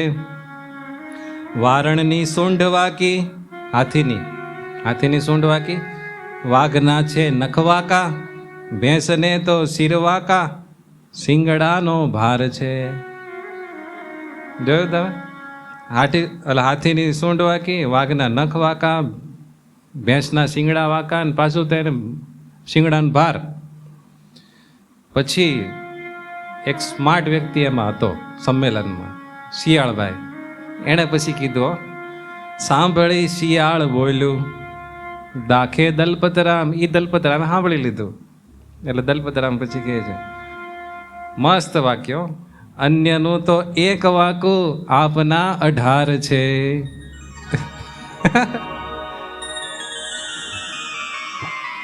આપણે આમ કરીએ તો 3 આંગળી તો આપણી પાસે હોય જ. એમ ઊંટની જેવું આપણે ઘણી વાર થતું હોય. જેને જોઈએ ને એના ખોતરા કાઢવા તો બહુ હેલું છે, પણ જેને જોઈએ એમાંથી કાંઈક સારું ગોતીને આપણું હૈયું ટાઢું રાખવું ને, એ એક મોટી કળા છે. એ જેને આવડે ને એને માનસિક શાંતિ સહેજે સહેજે રે, અંતર ટાઢું ટાઢું રે અને મજા આવે. બરાબર ને? અને બીજું મોટું નુકસાન તમને કહું, તમે કોઈનું નેગેટિવ જોવો ને એટલે તમોગુણ વૃદ્ધિ પામે, અને તમે કોઈનામાં સારું એનો ગુણ જોવો તો સત્વગુણ વૃદ્ધિ પામે. હવે તમોગુણ વધતો જાય એ સારું કે સત્વગુણ વધે એ સારું? સત્વગુણ વધે તો માણસમાં કુદરતી બધા વિવેક હોય, આ કરાય આ ન કરાય. અને તમોગુણ જ્યારે હોય ને ત્યારે ધડનું ફળ કરે. માણસમાં નબળું તો કાંઈક ને કાંઈક હોય જ. અવડું મોટું આપણે તરબૂચ લાવીએ એમાં એક ચાંદું પડ્યું હોય તો કઈ તરબૂચને ફેંકી દઈએ તો શું કરીએ? એક ડગડી કાઢી નાખવાની, બાકીનું તરબૂચ તો સારું છે, શાંતિથી ખાઈ તો પેટ ટાટું થાય. પણ એમ નહીં, બગડેલું નહીં જ એમ કરીને નાખી દો, ભૂખ્યા રહ્યો. સરસ મજાનો મોટો મહેલ બનાવ્યો અને થોડાક મચ્છર હોય તો કઈ મહેલ મૂકીને ભાગી જવાય? શું કરે? મચ્છરદારી નાખી દેવાની. મહેલનો સુખ તો લ્યો, મચ્છર તો રાતે હોય, દિવસે ક્યાં હોય? એમ બધા માણસમાં કંઈક સારું હોય જ. અને એટલે જ સ્વામિનારાયણ ભગવાન વચનાવતમાં વારે વારે આપણને એ શીખવતા કે કોઈનો અવગુણ લેવો નહીં, બધામાંથી સારું સારું જોઈને ખુશ રહ્યો. એટલે ઘણા સંતોએ એનું કેલ્ક્યુલેશન કરેલું કે 262 વચનામૃતમાં સ્વામિનારાયણ ભગવાને 189 વખત એવું કીધું છે કે બધામાંથી ગુણ લ્યો, અવગુણ લ્યો નહીં. એક ખાલી મહારાજના પ્રસાદીના શબ્દોને આપણે સાંભળી લઈએ. વચનામૃત ગઢડા પ્રથમનું 28. શ્રીજી મહારાજ બોલ્યા છે, જે સત્સંગી સત્સંગમાંથી પાછો પડવાનો હોય તેને અસદ વાસનાની વૃદ્ધિ થાય છે ને તેને પ્રથમ તો દિવસે દિવસે સત્સંગી માત્રનો અવગુણ આવે છે. જેને પાછું પડવાનું હોય એને શું થાય? અવગુણ આવે. કોનો? સત્સંગી માત્રનો, એટલે કોઈ બાકાત જ ન રહે. એ એક વ્યક્તિ દૂધમાં ધોયેલો ને મધમાં બોળેલો, બાકી બધા ખરાબ. એમ તો જ કહેવાય ને સત્સંગી માત્રનો અવગુણ આવે છે. અને પોતાના હૈયામાં એમ જાણે છે સર્વ સત્સંગી તો અણસમજુ છે. મેં કીધું મને બધી ખબર છે. એ આ વાત સર્વે સત્સંગી તો અણસમજુ છે ને હું સમજુ છું એમ સર્વથી અધિક પોતાને જાણે અને રાત્રિ દિવસ પોતાના હૈયામાં મૂંઝાયા કરે અને દિવસમાં કોઈ ઠેકાણે સુખે કરીને બેસે નહીં અને રાત્રિમાં સૂવે તો નિંદ્રા પણ આવે નહીં અને ક્રોધ તો ક્યારેય મટે જ નહીં. સાંભળું કે વહી ગયું? જો અવગુણ લે ને એને પેલા કેવી ભૂમિકા હોય ખબર છે? હું બધું સમજુ છું, આ બધા સમજતા નથી. એમાંથી શરૂઆત થાય. એટલે હું જે માનું છું એ સાચું, આ બધા માને છે એ ખોટું. એટલે આ બધા ખોટાનું ત્યાંથી શરૂ થયું. બરાબર? પછી શું થયું કે રાત્રિ દિવસ પોતાના હૈયામાં મૂંઝાયા કરે. હવે તમને એમ થાય ને કે અહીંયા બેઠા એ બધા ખોટાનું, હું સાચો. તમને મૂંઝવણ જ થાય.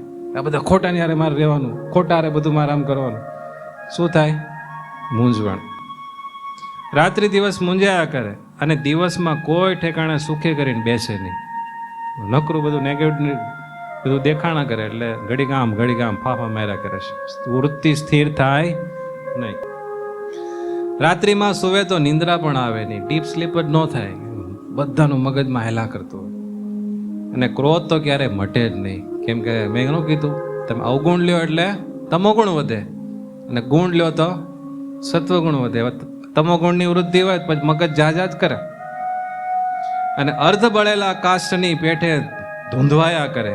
એવું જેને વર્તે ત્યારે તેને એમ જાણીએ જે સત્સંગમાંથી પડવાનો થયો છે અને એવો હોય અને તે જેટલા દિવસ સત્સંગમાં રહે પણ તેના હૈયામાં કોઈ દિવસ સુખ આવે નહીં અને અંતે પાછો પડી જાય. બરાબર? આ વાત થઈ આખી નેગેટિવ. હવે પોઝિટિવ થાય ત્યારે કેવું થાય કે જેને સત્સંગમાં વધારો થવાનો હોય અને શુભ વાસના વૃદ્ધિ પામવાની હોય એને કેવું થાય કે દિવસે દિવસે સત્સંગી માત્રનો હૈયામાં ગુણ જ આવે. કોનો? સત્સંગી માત્રનો, એટલે બધાનો એનો ગુણ જ આવે. અને એને કેવી સમજણ હોય? સર્વ હરિભક્તને મોટા સમજે કે આ બધા તો મહાન છે. હવે જોજો, હવે બીજી વાત છે ને, એ તો આપણને ગમતી જ નથી. સર્વ હરિભક્તને મોટા સમજે અને પોતાને ન્યૂન સમજે. આપણને હું આમ થોડોક નબળો છું, ન્યૂન છું એવું આપણને ગમે? કોઈને ન ગમે. પણ એવું ન માનીએ ને તો કોઈનો ગુણ જ ન લઈ શકે. મોટી ટ્રેજડી છે. કેટલું વચનાવતમાં ભર્યું બોલો. આવું એક વચનાવત કોઈ રોજ જો વાંચે ને તો એને ખરેખર ભગવાન જેમ જીવાડવા માગે છે ને એમ એને કુદરતી જીવવું જ પડે. જોજો, સર્વ હરિભક્તને મોટા સમજે ને પોતાને ન્યૂન સમજે અને આઠે પહોર તેના હૈયામાં સત્સંગનો આનંદ વેરતા કરે. આનંદ જ આવે કાંઈ કર્યા વગર. એને ધ્યાન ભજન ન કરવું પડે. ચારે બાજુથી નકરી પોઝિટિવિટી આવે જ માણસ કેટલો બધો ભરાઈ જાય. એવા લક્ષણ જ્યારે હોય ત્યારે જાણીએ જે શુભ વાસના વૃદ્ધિ પામી છે અને તે જેમ જેમ વધુ સત્સંગ કરે તેમ તેમ વધુ સમાસ થતો જાય અને અતિશય મોટપને પામે છે. બોલો, હવે તમે કહો કોતરા કાઢવામાં, પાણીમાંથી પૂરા કાઢવામાં બુદ્ધિશાળી આપણે છીએ એમ માનવામાં સુખ છે કે બધા મહાન છે, બધા હારા છે, બધા પોતપોતાની રીતે મહેનત કરીને આગળ વધે છે, સારા છે. એમ ખાલી માયના કર્યા કેટલો ફાયદો થાય? બીજું તમને કહું, કોઈકમાંથી આપણે દોષ જોવો હોય ને તો બુદ્ધિની કસરત કરવી પડે ને. ઊંડું ઊંડું કેટલું ખોતરા કાઢી કાઢીને જવું પડે, પ્રયાસ પડે, ખોળવું પડે, જોયા કરવું પડે. કોઈક વ્યક્તિને લાંબો સમય તમે જોવો ને ત્યારે એની કંઈક નબળાઈ આપણને ખબર પડે. પણ ભગવાન એવું કહે છે બધાના ગુણ લ્યો, બરાબર? તો ગુણ તો તમે લેવા હોય કેટલી પ્રકારે લઈ શકો. દોષ ગોતવા માટે તમારે વાટ જોવી પડે, ગુણ ગોતવા માટે વાટ જોવી પડે. ચારે બાજુ નકરા કોઈકમાં કાંઈક તો સારો ગુણ જ છે. અહીંયા તમે જુઓ, આમ ચારે બાજુ નજર કરો, બધા કરો તો આમ જુઓ. અહીંયા ગુણ લેવો હોય ખાલી તમને એક દ્રષ્ટિ આપું. જો સુરતમાં એટલા બધા માણસો છે, કેટલા બધા રખડતા હશે, લારીએ ખાતા હશે, ન કરવાનું કરતા હશે. એ બધા કરતા આ બધા કેટલા હારા અહીંયા સભામાં આવીને બેઠા છે. પછી તમે એમ કહો બધા બેઠા બેઠા ભગવાનની વાતો સાંભળે છે, જીવન સુધારવાની વાતો સાંભળે છે. આવા બધા કપવાળા માણસો ક્યાંથી મળે? અને આ બધાના ભાગ્ય કેટલા કે ભગવાનની સામે બેઠા બેઠા કથા સાંભળે છે. બોલો, આ બધા કેટલા ભાગશાળી હશે કે એને ભગવાનનો પ્રસાદ જમવા મળશે. આ બધા કેટલા ભાગશાળી હશે કે એ લોકોને સંતોના દર્શન થાય છે. ભગવાન સ્વામિનારાયણે કીધું કે જાણે અજાણે સ્વામિનારાયણ નામ લે એનું મારે કલ્યાણ કરવું. તો આ બધા ધૂન કીર્તનમાં બેઠા હતા, સ્વામિનારાયણ સ્વામિનારાયણ બોલતા હતા. સ્વામિનારાયણ ભગવાનની બોલો, સ્વામિનારાયણ જય. એમ સ્વામિનારાયણ બોલાવે તો બોલે છે. તુલસીદાસે તો એવું કીધું કે તુલસી જાકે મુખન से ભૂલે નિકસે રામ, તાકે પક્કી પહેન્યા મેરે તન કી ચામ. તુલસીદાસે કેવું કીધું કે જે મારા રામનું નામ લેતો હોય એના માટે તો હું મારા ચામડીના જોડા કરીને પહેરાવું તોય ઓછું છે. તો આ તો મારા સ્વામિનારાયણનું નામ લેવા વાળા છે. ઓહો, આવા બધા માણસો મળે ક્યાંથી? આમ તમે ગુણ લ્યો ખોટે, અને આમાં કઈ ચાર્જ લાગે? આમાં કઈ સાધના કરવી પડે? તોય તમે જોજો, અવગુણ લેવો હોય ને ભખ દઈને લેવાય, વાર જ ન લાગે. પણ ગુણ લેવામાં તો આપણું મન જ છે ને આપણને તૈયાર થવાનો દે. હવે એક ચરિત્ર કે ભાઈ પોઝિટિવ રહેવામાં, બહુ દોડડાયા નહીં થવામાં કેટલી મજા છે, એ ગોપાળાનંદ સ્વામી શીખવાડે છે. કોઈક શું નથી કરતા ને એ જેને ખબર પડી જાય ને એ દોડડાયો. કોણ હું આને આ કરવું પડે પણ નથી કરતા, એ જેને ખબર પડી જાય ને એ દોડડાયો. મારે શું કરવાનું છે એ જેને ખબર પડી જાય ને એ ભગત. અને બીજામાં શું સારું છે એ જેને ખબર પડી જાય ને એ ડાયો. પાછું બોલું, કોણ શું નથી કરતા એ જેને ખબર પડી જાય એ દોડડાયો. બીજામાં શું સારું છે, બધા શું સારું સારું કેટલું કરે છે એ જેને ખબર પડી જાય ને એ ડાયો. અને મારે શું કરવાનું છે એ જેને ખબર પડી જાય ને એ ભગત. સમજાણ? દોડડાયા થવામાં છે ને આપણને એક પ્રકારનો આમ નશો ચડે. મને ખબર પડી જાય, હા આમ આપણને બધાને ખબર, બધું જાણતા જ હોય ને, આપણે ન જાણતા હોય એમ આપણે બધાને ફાંકા મારતા હોય, પણ એમાં કઈ મજા નથી. શું કામ? એના માટે એક ચરિત્ર છે. એક વખતે ભગવાન સ્વામિનારાયણ વડતાલમાં હતા અને ત્યારે મહારાજ, અત્યારે જે રામ પ્રતાપભાઈનો બંગલો છે ને ત્યાં રોકાતા. એ રામ પ્રતાપભાઈના બંગલામાં મહારાજ પહોંચ્યા હતા. એ વખતે ત્યાં શ્રીજી મહારાજનો ઉતારો હતો. ને એ વખતે ઋષિયાનંદ સ્વામી અને પરમ જ્ઞાનાનંદ સ્વામી, નાના ઋષિયાનંદ સ્વામી અને પરમ જ્ઞાનાનંદ સ્વામી શ્રીજી મહારાજના દર્શન કરવા ગયા. એટલે મહારાજ તો પહોંચ્યા હતા. પછી મહારાજના ચરણ જે બાજુ હતા ને ત્યાં બેઠા બેઠા શ્રીજી મહારાજના ચરણારવિંદમાં જે 16 ચિહ્ન છે એના ભાવથી દર્શન કરતા હતા. એટલે શ્રીજી મહારાજ તો બધું જાણતા હોય એટલે તરત મહારાજે મોઢા ઉપર વસ્ત્ર હતું ને એ દૂર કરીને સંતોની સામે જોયું. કીધું કે સાધુરામ શું જુઓ છો? એટલે નૃસિંહાનંદ સ્વામી કીધું કે મહારાજ આપના ચરણારવિંદના દર્શન કરીએ છીએ. વ્યવસ્થિત દર્શન કર્યા હોય તો તમારું ધ્યાન કરવાની મજા આવે ને. ત્યારે શ્રીજી મહારાજ બોલ્યા કે સંતો આ ચરણારવિંદ તો બહુ દુર્લભ છે. જેવા તેવાને આ ચરણારવિંદના દર્શન થતા નથી. અને સંતો આ મારા ચરણમાં જે ચિહ્નો છે ને એનું જો કોઈ ધ્યાન કરે તો એને સમાધિ થાય ને અષ્ટસિદ્ધિ નવનિધિ એને વશ થાય. આવો ભગવાને મહિમા કીધો. એટલે સંતોને થયું કે તો મહારાજના ચરણારવિંદનું ધ્યાન કરવા જેવું છે. એટલે પરમ જ્ઞાનાનંદ સ્વામી ને ઋષિઆનંદ સ્વામી મહારાજના 16 ચિહ્નનું ધ્યાન કરવા માંડ્યા. પણ ઈચ્છા એમ રાખી કે મહારાજે કીધું ને સમાધિ થાય ને અષ્ટસિદ્ધિ પ્રગટ થાય એવો સંકલ્પ રાખીને ધ્યાન કર્યું. નવાઈની વાત છે ને, આપણે ભગવાનનું ભજન કરવું હોય ને તો સંકલ્પ ભગવાનની પ્રસન્નતાનો રાખીને જ કરાય. એ પણ આમાંથી શીખવા મળશે. એવી ઈચ્છા રાખીને એમણે ધ્યાન કર્યું અને ધ્યાન કરતા કરતા કરતા કરતા કરતા ભગવાનની પ્રસન્નતા થઈ, સમાધિ થવા મળી અને સિદ્ધિઓ પ્રગટ થઈ. હવે સિદ્ધિઓ પ્રગટ થાય એટલે અક્ષરધામાદિક બધા ગોલોક વૈકુંઠ બધા ધામના દર્શન થાય. ત્યાં જે બધું ચાલતું હોય એ બધા દર્શન થાય અને અંતર્યામી પણ આવ્યું. કોઈકના સંકલ્પ જાણી જાય. બ્રહ્માદિક દેવતાઓના ધામમાં હું હાલે છે એ ખબર પડી જાય. અને જીવ પ્રાણી માત્રના સંકલ્પ આમ ચોખ્ખા દેખાય, ખ્યાલ આવી જાય. આ ભાઈના મગજમાં આવું ચાલે છે, આમના મનમાં આવો સંકલ્પ થયો, એ બધી ખબર પડવા મળી. એટલે બધા સંતોને ગોપાલ સ્વામી સાથે બહુ હેત હતું. એટલે એ એક પ્રાપ્તિ થઈ.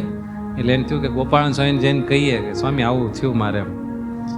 ગોપાલ સ્વામી પાસે ગયા અને સ્વામીને વાત કરી કે સ્વામી મહારાજના અમે દર્શન કરવા ગયા હતા ને તો મહારાજે કીધું અમારા ચરણારવિંદનું કોઈ ધ્યાન કરે તો આવું બધું થાય. તો અમે ધ્યાન કર્યું, અમારે બધું થવા મળ્યું, આવું બધું દેખાય છે અને બધાના સંકલ્પે ખબર પડે છે. એટલે એને એમ કે ગોપાલ સ્વામી તો બહુ શાબાશી આપશે. એટલે ગોપાલ સ્વામી તો એકદમ ઉદાસ થઈ ગયા. એટલે સંતોને થયું કે આ આપણે એટલું સારું થયું, સમાધિ થવા મળી, બધાનું દેખાવા મળ્યું, તો આ ગોપાલ સ્વામી કેમ એકદમ મૂડલેસ થઈ ગયા કે સ્વામી કાંઈ ભૂલ થઈ? ત્યારે ગોપાલ સ્વામી નિશાસો નાખીને કીધું કે સંતો એ તો તમારું ભૂંડું થયું. સંતો કે આવું તો અમે શું કર્યું સ્વામી? સ્વામી કે કારણ કે સર્વના સંકલ્પ જાણવાથી નુકસાન થશે એ તમને ખબર નથી.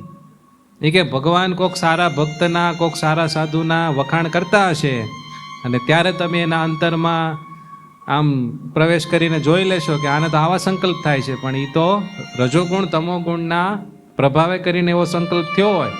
પણ ભગવાનની પ્રસન્નતા તો એની ઉપર હોય. પણ તમને એમ થશે કે ભગવાન કહે છે પણ આનામાં તો આવું કાંઈ નથી, એટલે તમારું તો બગડશે સ્વામી. અને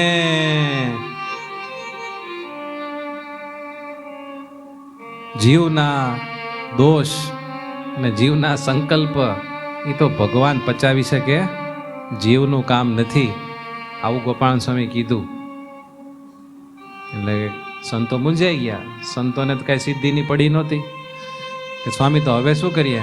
તો કે હવે તમે ચરણારવિંદના ચિહ્નોનું ધ્યાન કરો અને ભગવાનને પ્રાર્થના કરો કે ભગવાન તમારી મૂર્તિનું સુખ આપો, પણ આ બધું અમને બંધ કરો. પછી સંતોએ 6 મહિના એ બંધ કરવા માટે ધ્યાન કર્યું. કેટલા મહિના? 6 મહિના. અને પછી બધું શાંત થયું. બોલો, આપણે અંતર્યામી છીએ નહીં.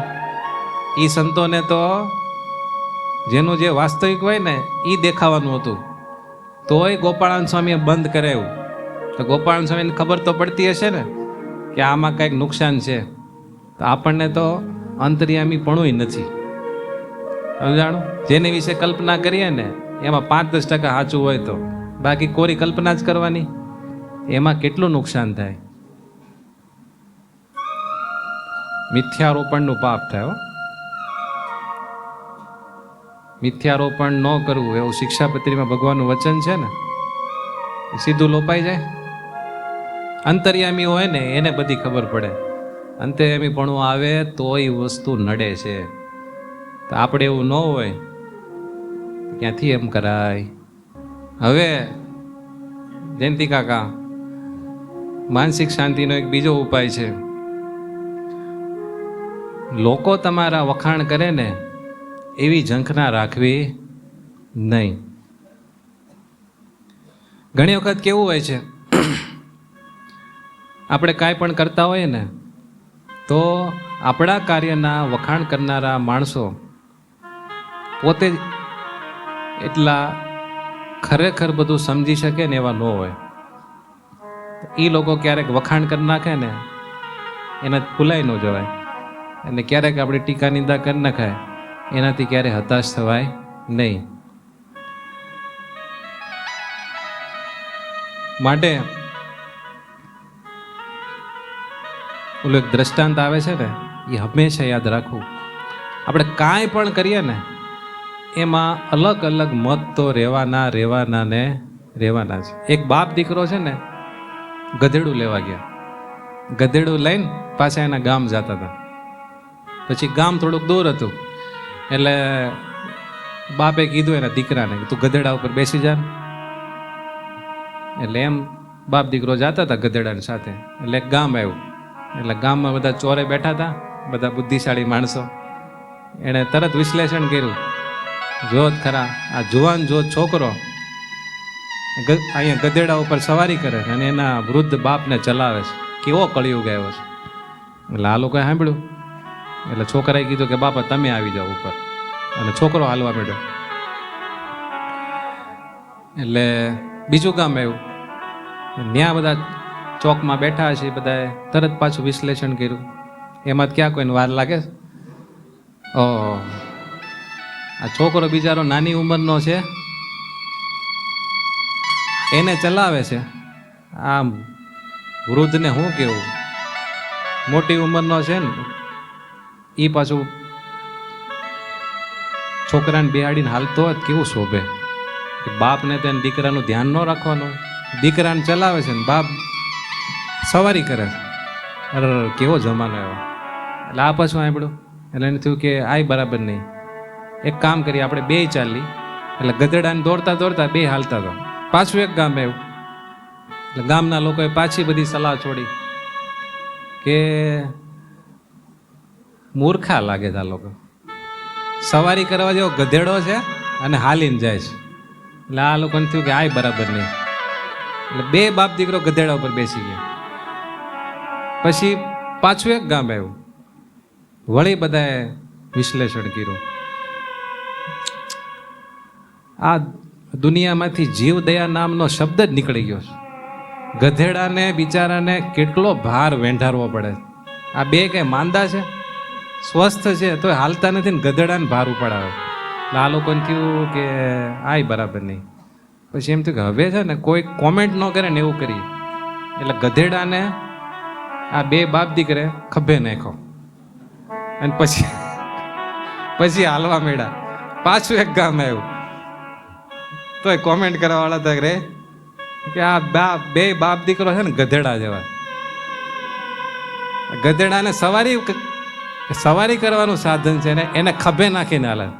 એટલે આ તો 3 ગધેડા જાય છે. સમજાઈ ગયું ને? એમ તમે કાંઈ પણ કરો એટલે લોકો આમાં સલાહ છોડ્યા વગર રહે નહીં. આપણે એટલું જોવાનું કે શાસ્ત્ર પ્રમાણે આપણું જીવન છે, શિક્ષાપત્રી પ્રમાણે છે, સંતો કહે છે, સત્સંગમાં જે વાતો થાય છે એ પ્રમાણે છે. It's okay. હવે બીજાને જે કહેવું હોય ભલે કે. સાંભળજો, મસ્ત કાવ્ય છે.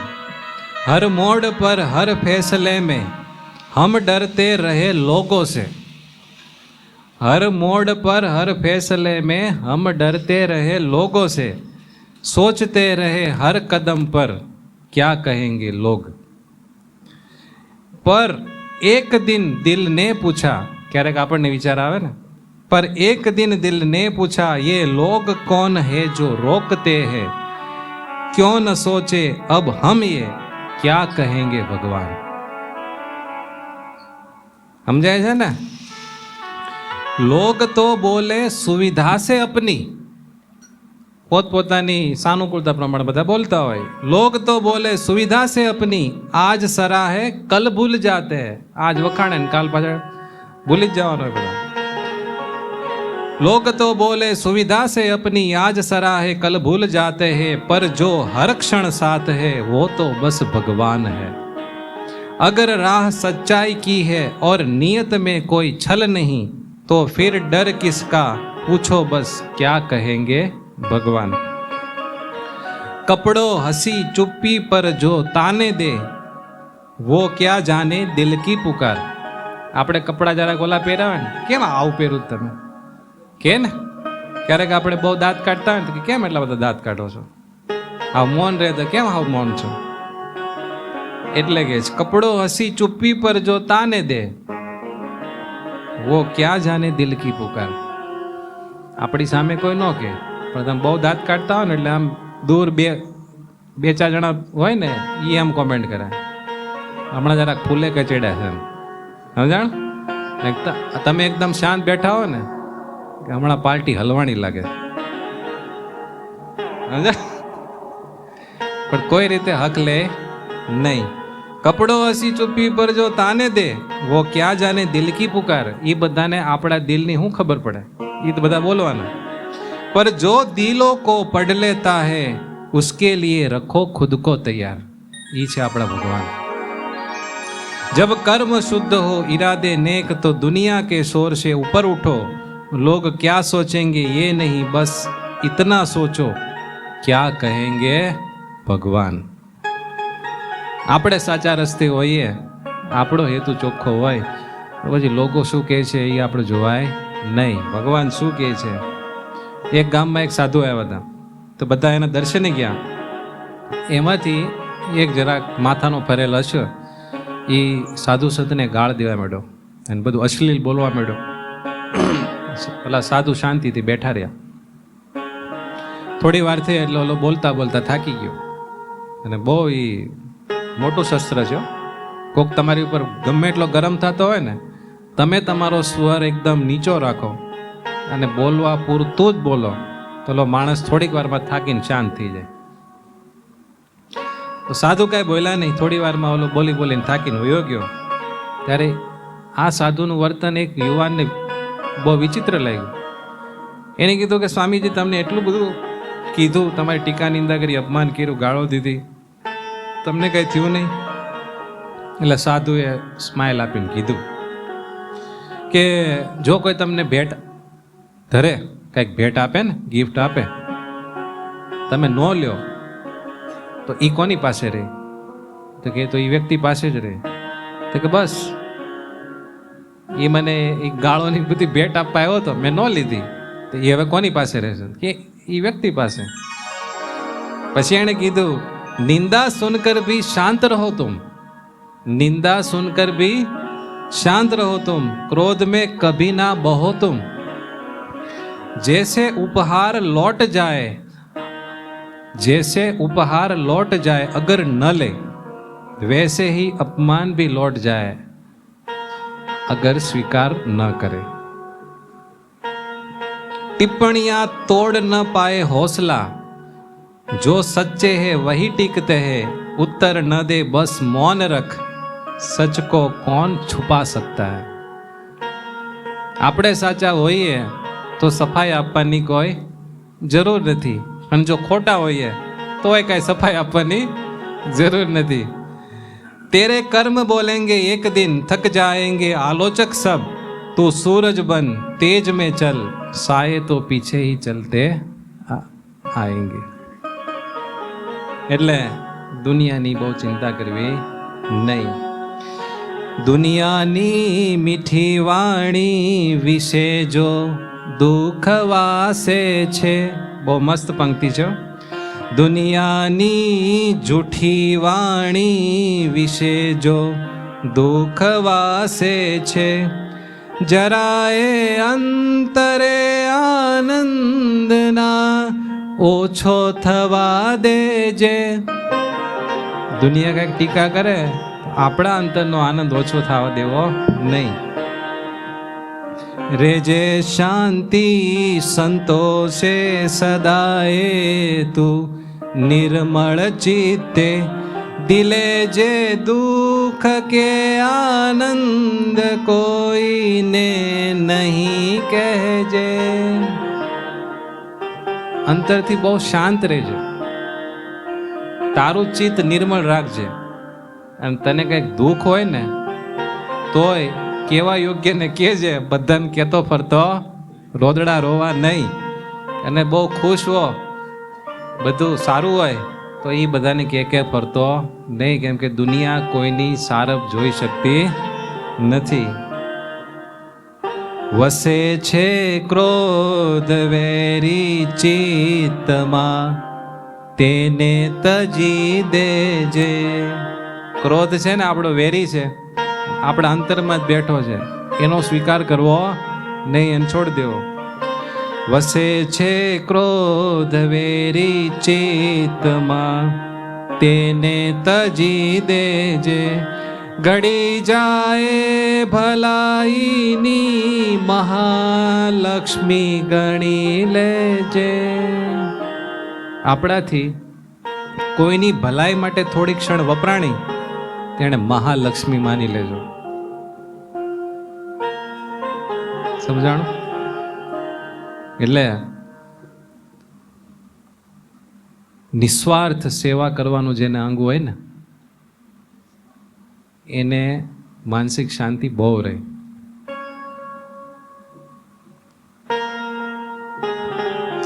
આપણે ક્યારેક વિચાર કરીએ ને કે તદ્દન સ્વાર્થ વગર હું મારા જીવનમાં કેટલા કામ કરું છું, તો આપણને ખબર પડે કે આપણે કેટલા સ્વાર્થી છીએ. સ્વાર્થી હોઈએ ને એમાં સૌથી પહેલું નુકસાન કયું થાય ખબર છે? સ્વાર્થી માણસને કદી શાંતિ હોતી નથી. નિસ્વાર્થી માણસને, બીજાની સેવા કરનારને કુદરતી રીતે શાંતિનો અનુભવ થાય છે. નિષ્કામ સેવા છે ને, નિષ્કામ સેવા એ શુદ્ધ આનંદની જનની છે. કેવો આનંદ? શુદ્ધ આનંદ.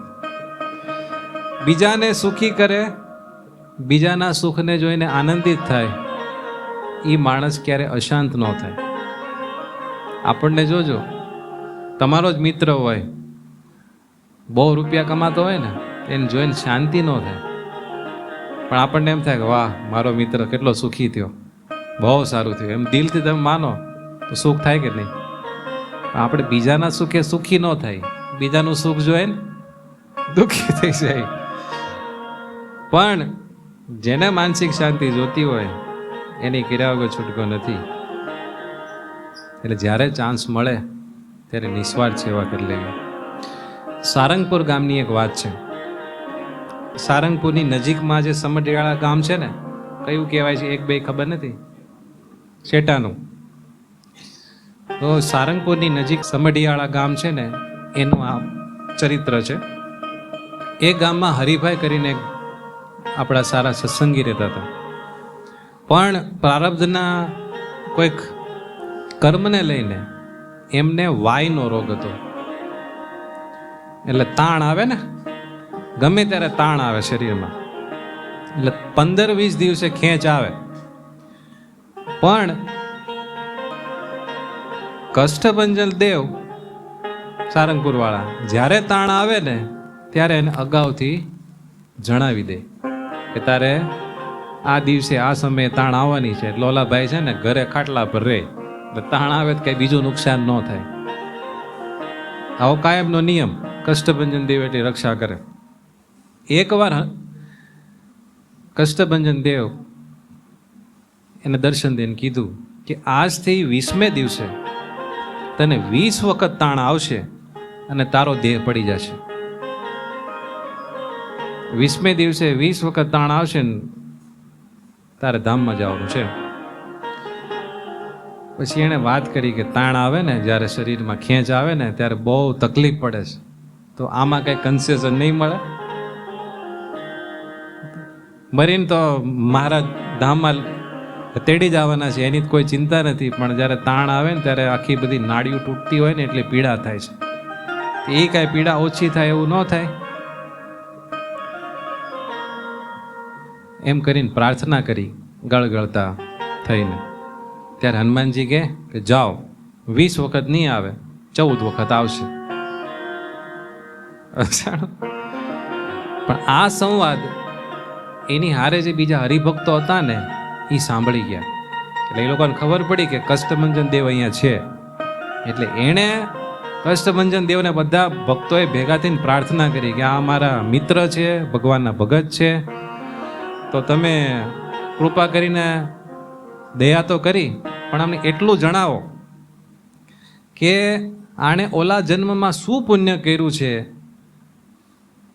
કે એને આ સત્સંગ મેળો અને તમે એની આવી રીતે રક્ષા કરો છો, અને કયું એવું પાપ કર્યું છે કે એટલો સારો ભગત હોવા છતાં સત્સંગ એને છે, તમે એનું ધ્યાન રાખો છો, આવો હોવા છતાં એને ખેંચ આવે છે, એ તમે કૃપા કરીને કહો.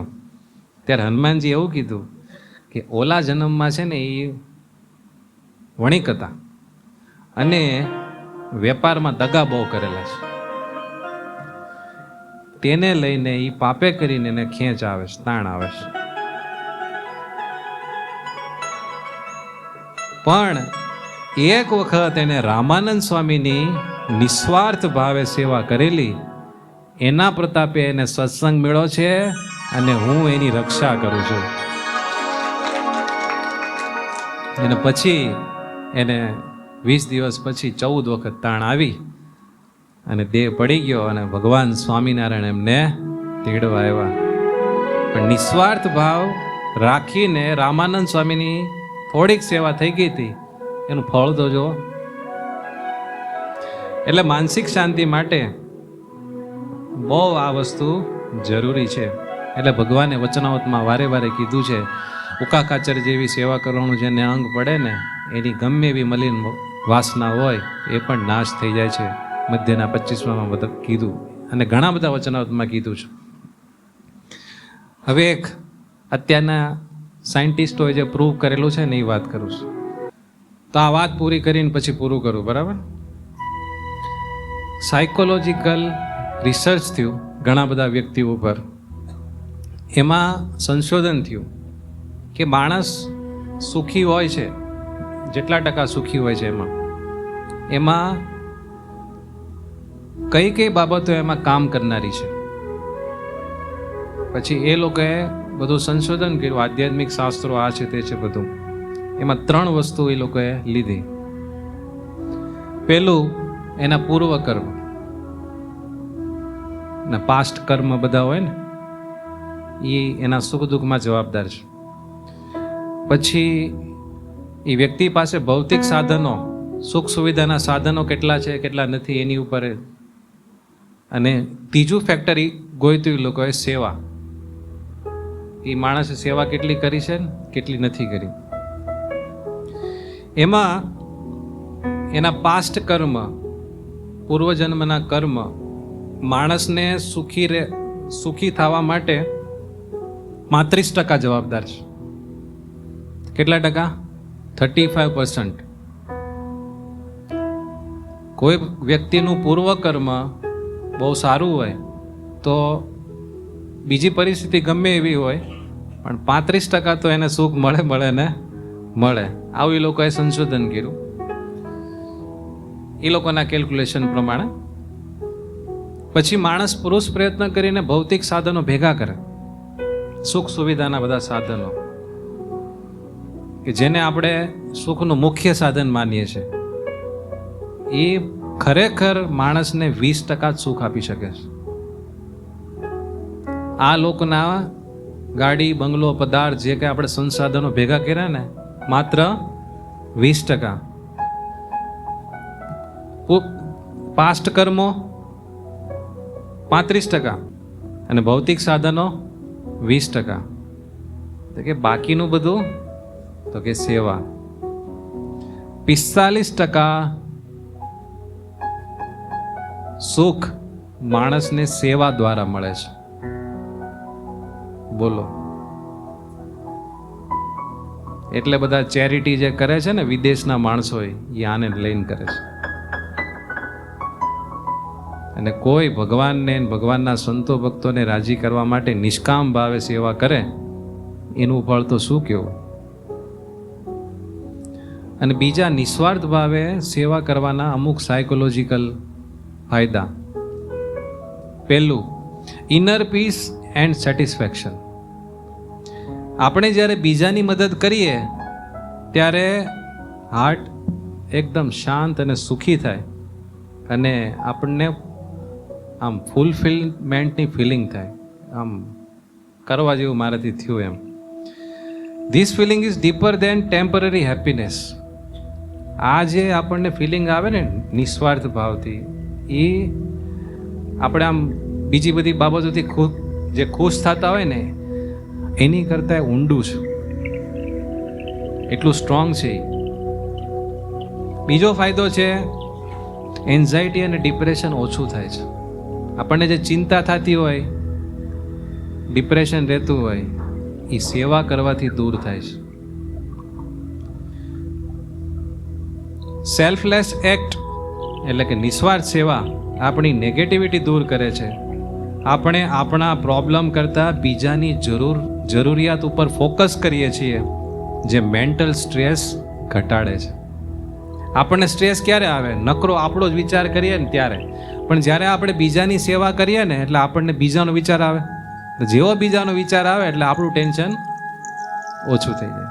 ત્રીજો ફાયદો છે કે જ્યારે તમે સાચા હૃદયથી સેવા કરો છો ત્યારે ડોપામાઇન અને ઓક્સિટોસિન રિલીઝ થાય છે, જે હેપી હોર્મોન્સ કહેવાય. એ કેમિકલ્સ જે આપણને ઇન્સ્ટન્ટલી ગુડ ફીલ કરાવે છે, એની મેળે મેળે વધે. અને એ જે આપણને સુખ આવે ને, એ નશીલી વસ્તુ ખાવાથી જે આમ આપણને આમ મોજ આવે ને એની કરતાં વધારે હોય છે. અને સાયકોલોજીની ભાષામાં એવું કહેવાય છે, હેલ્પર્સ હાઈ. એટલે કે જે બીજાને હેલ્પ કરે ને એના હેપી હોર્મોન્સ હાઈ રહે. ચોથો ફાયદો છે, સેલ્ફ વર્થ અને કોન્ફિડન્સ વધે છે. માણસને પોતાનું આત્મસન્માન અને આત્મવિશ્વાસ સેવા કરવાથી વધે છે. હું બીજાને સપોર્ટ કરી શકું છું, એ પોતાને ફીલ થાય અને સેલ્ફ એસ્ટીમ ઓટોમેટિક વધે અને પોતાની આંતરિક શક્તિ વધે છે. પાંચમો ફાયદો છે કે તમારું સોશિયલ કનેક્શન બેટર બને છે. જ્યારે તમે બીજાને સેવા કરો ને ત્યારે નવા લોકો સાથે તમારે બોન્ડ એકદમ મજબૂત થાય. તમારું ફ્રેન્ડ સર્કલ, સારા માણસો સાથેના તમારા સંબંધો બહુ સારા વિકસે અને તમને ઇમોશનલ સપોર્ટ મળી રહે, જેથી તમે ક્યારેય જીવનમાં કાંઈ પણ એવું બને તો ભાંગો નહીં. એકલતાનો અનુભવ ન થાય, લોનલીનેસથી તમે દૂર રહ્યો. અને છઠ્ઠો ફાયદો કે જીવનમાં તમને પર્પસ અને મિનિંગ મળી રહે છે સેવા કરવાથી. નિસ્વાર્થ સેવા જીવનને માત્ર રૂટીન એક્ટિવિટી કરતાં આગળના સ્ટેપ ઉપર લઈ જાય છે. તે આપણને સ્પિરિચ્યુઅલ સેટિસ્ફેક્શન આપે છે અને આપણે ખરેખર શેના માટે છીએ, આપણે શું કરવાનું છે, એ સભાનતા લાવવા માટે આપણને સપોર્ટ કરે છે. માટે આજના બધા મુદ્દાઓ પર આપણે વિચારીને આપણું જીવન એવું સરસ બનાવીએ કે આપણે તો માનસિક રીતે ખૂબ શાંત અને સુખી રહીએ અને આપણા સંપર્કમાં જે આવે એ પણ ખૂબ શાંત અને સુખી રહે. બોલો સ્વામિનારાયણ ભગવાનની જય.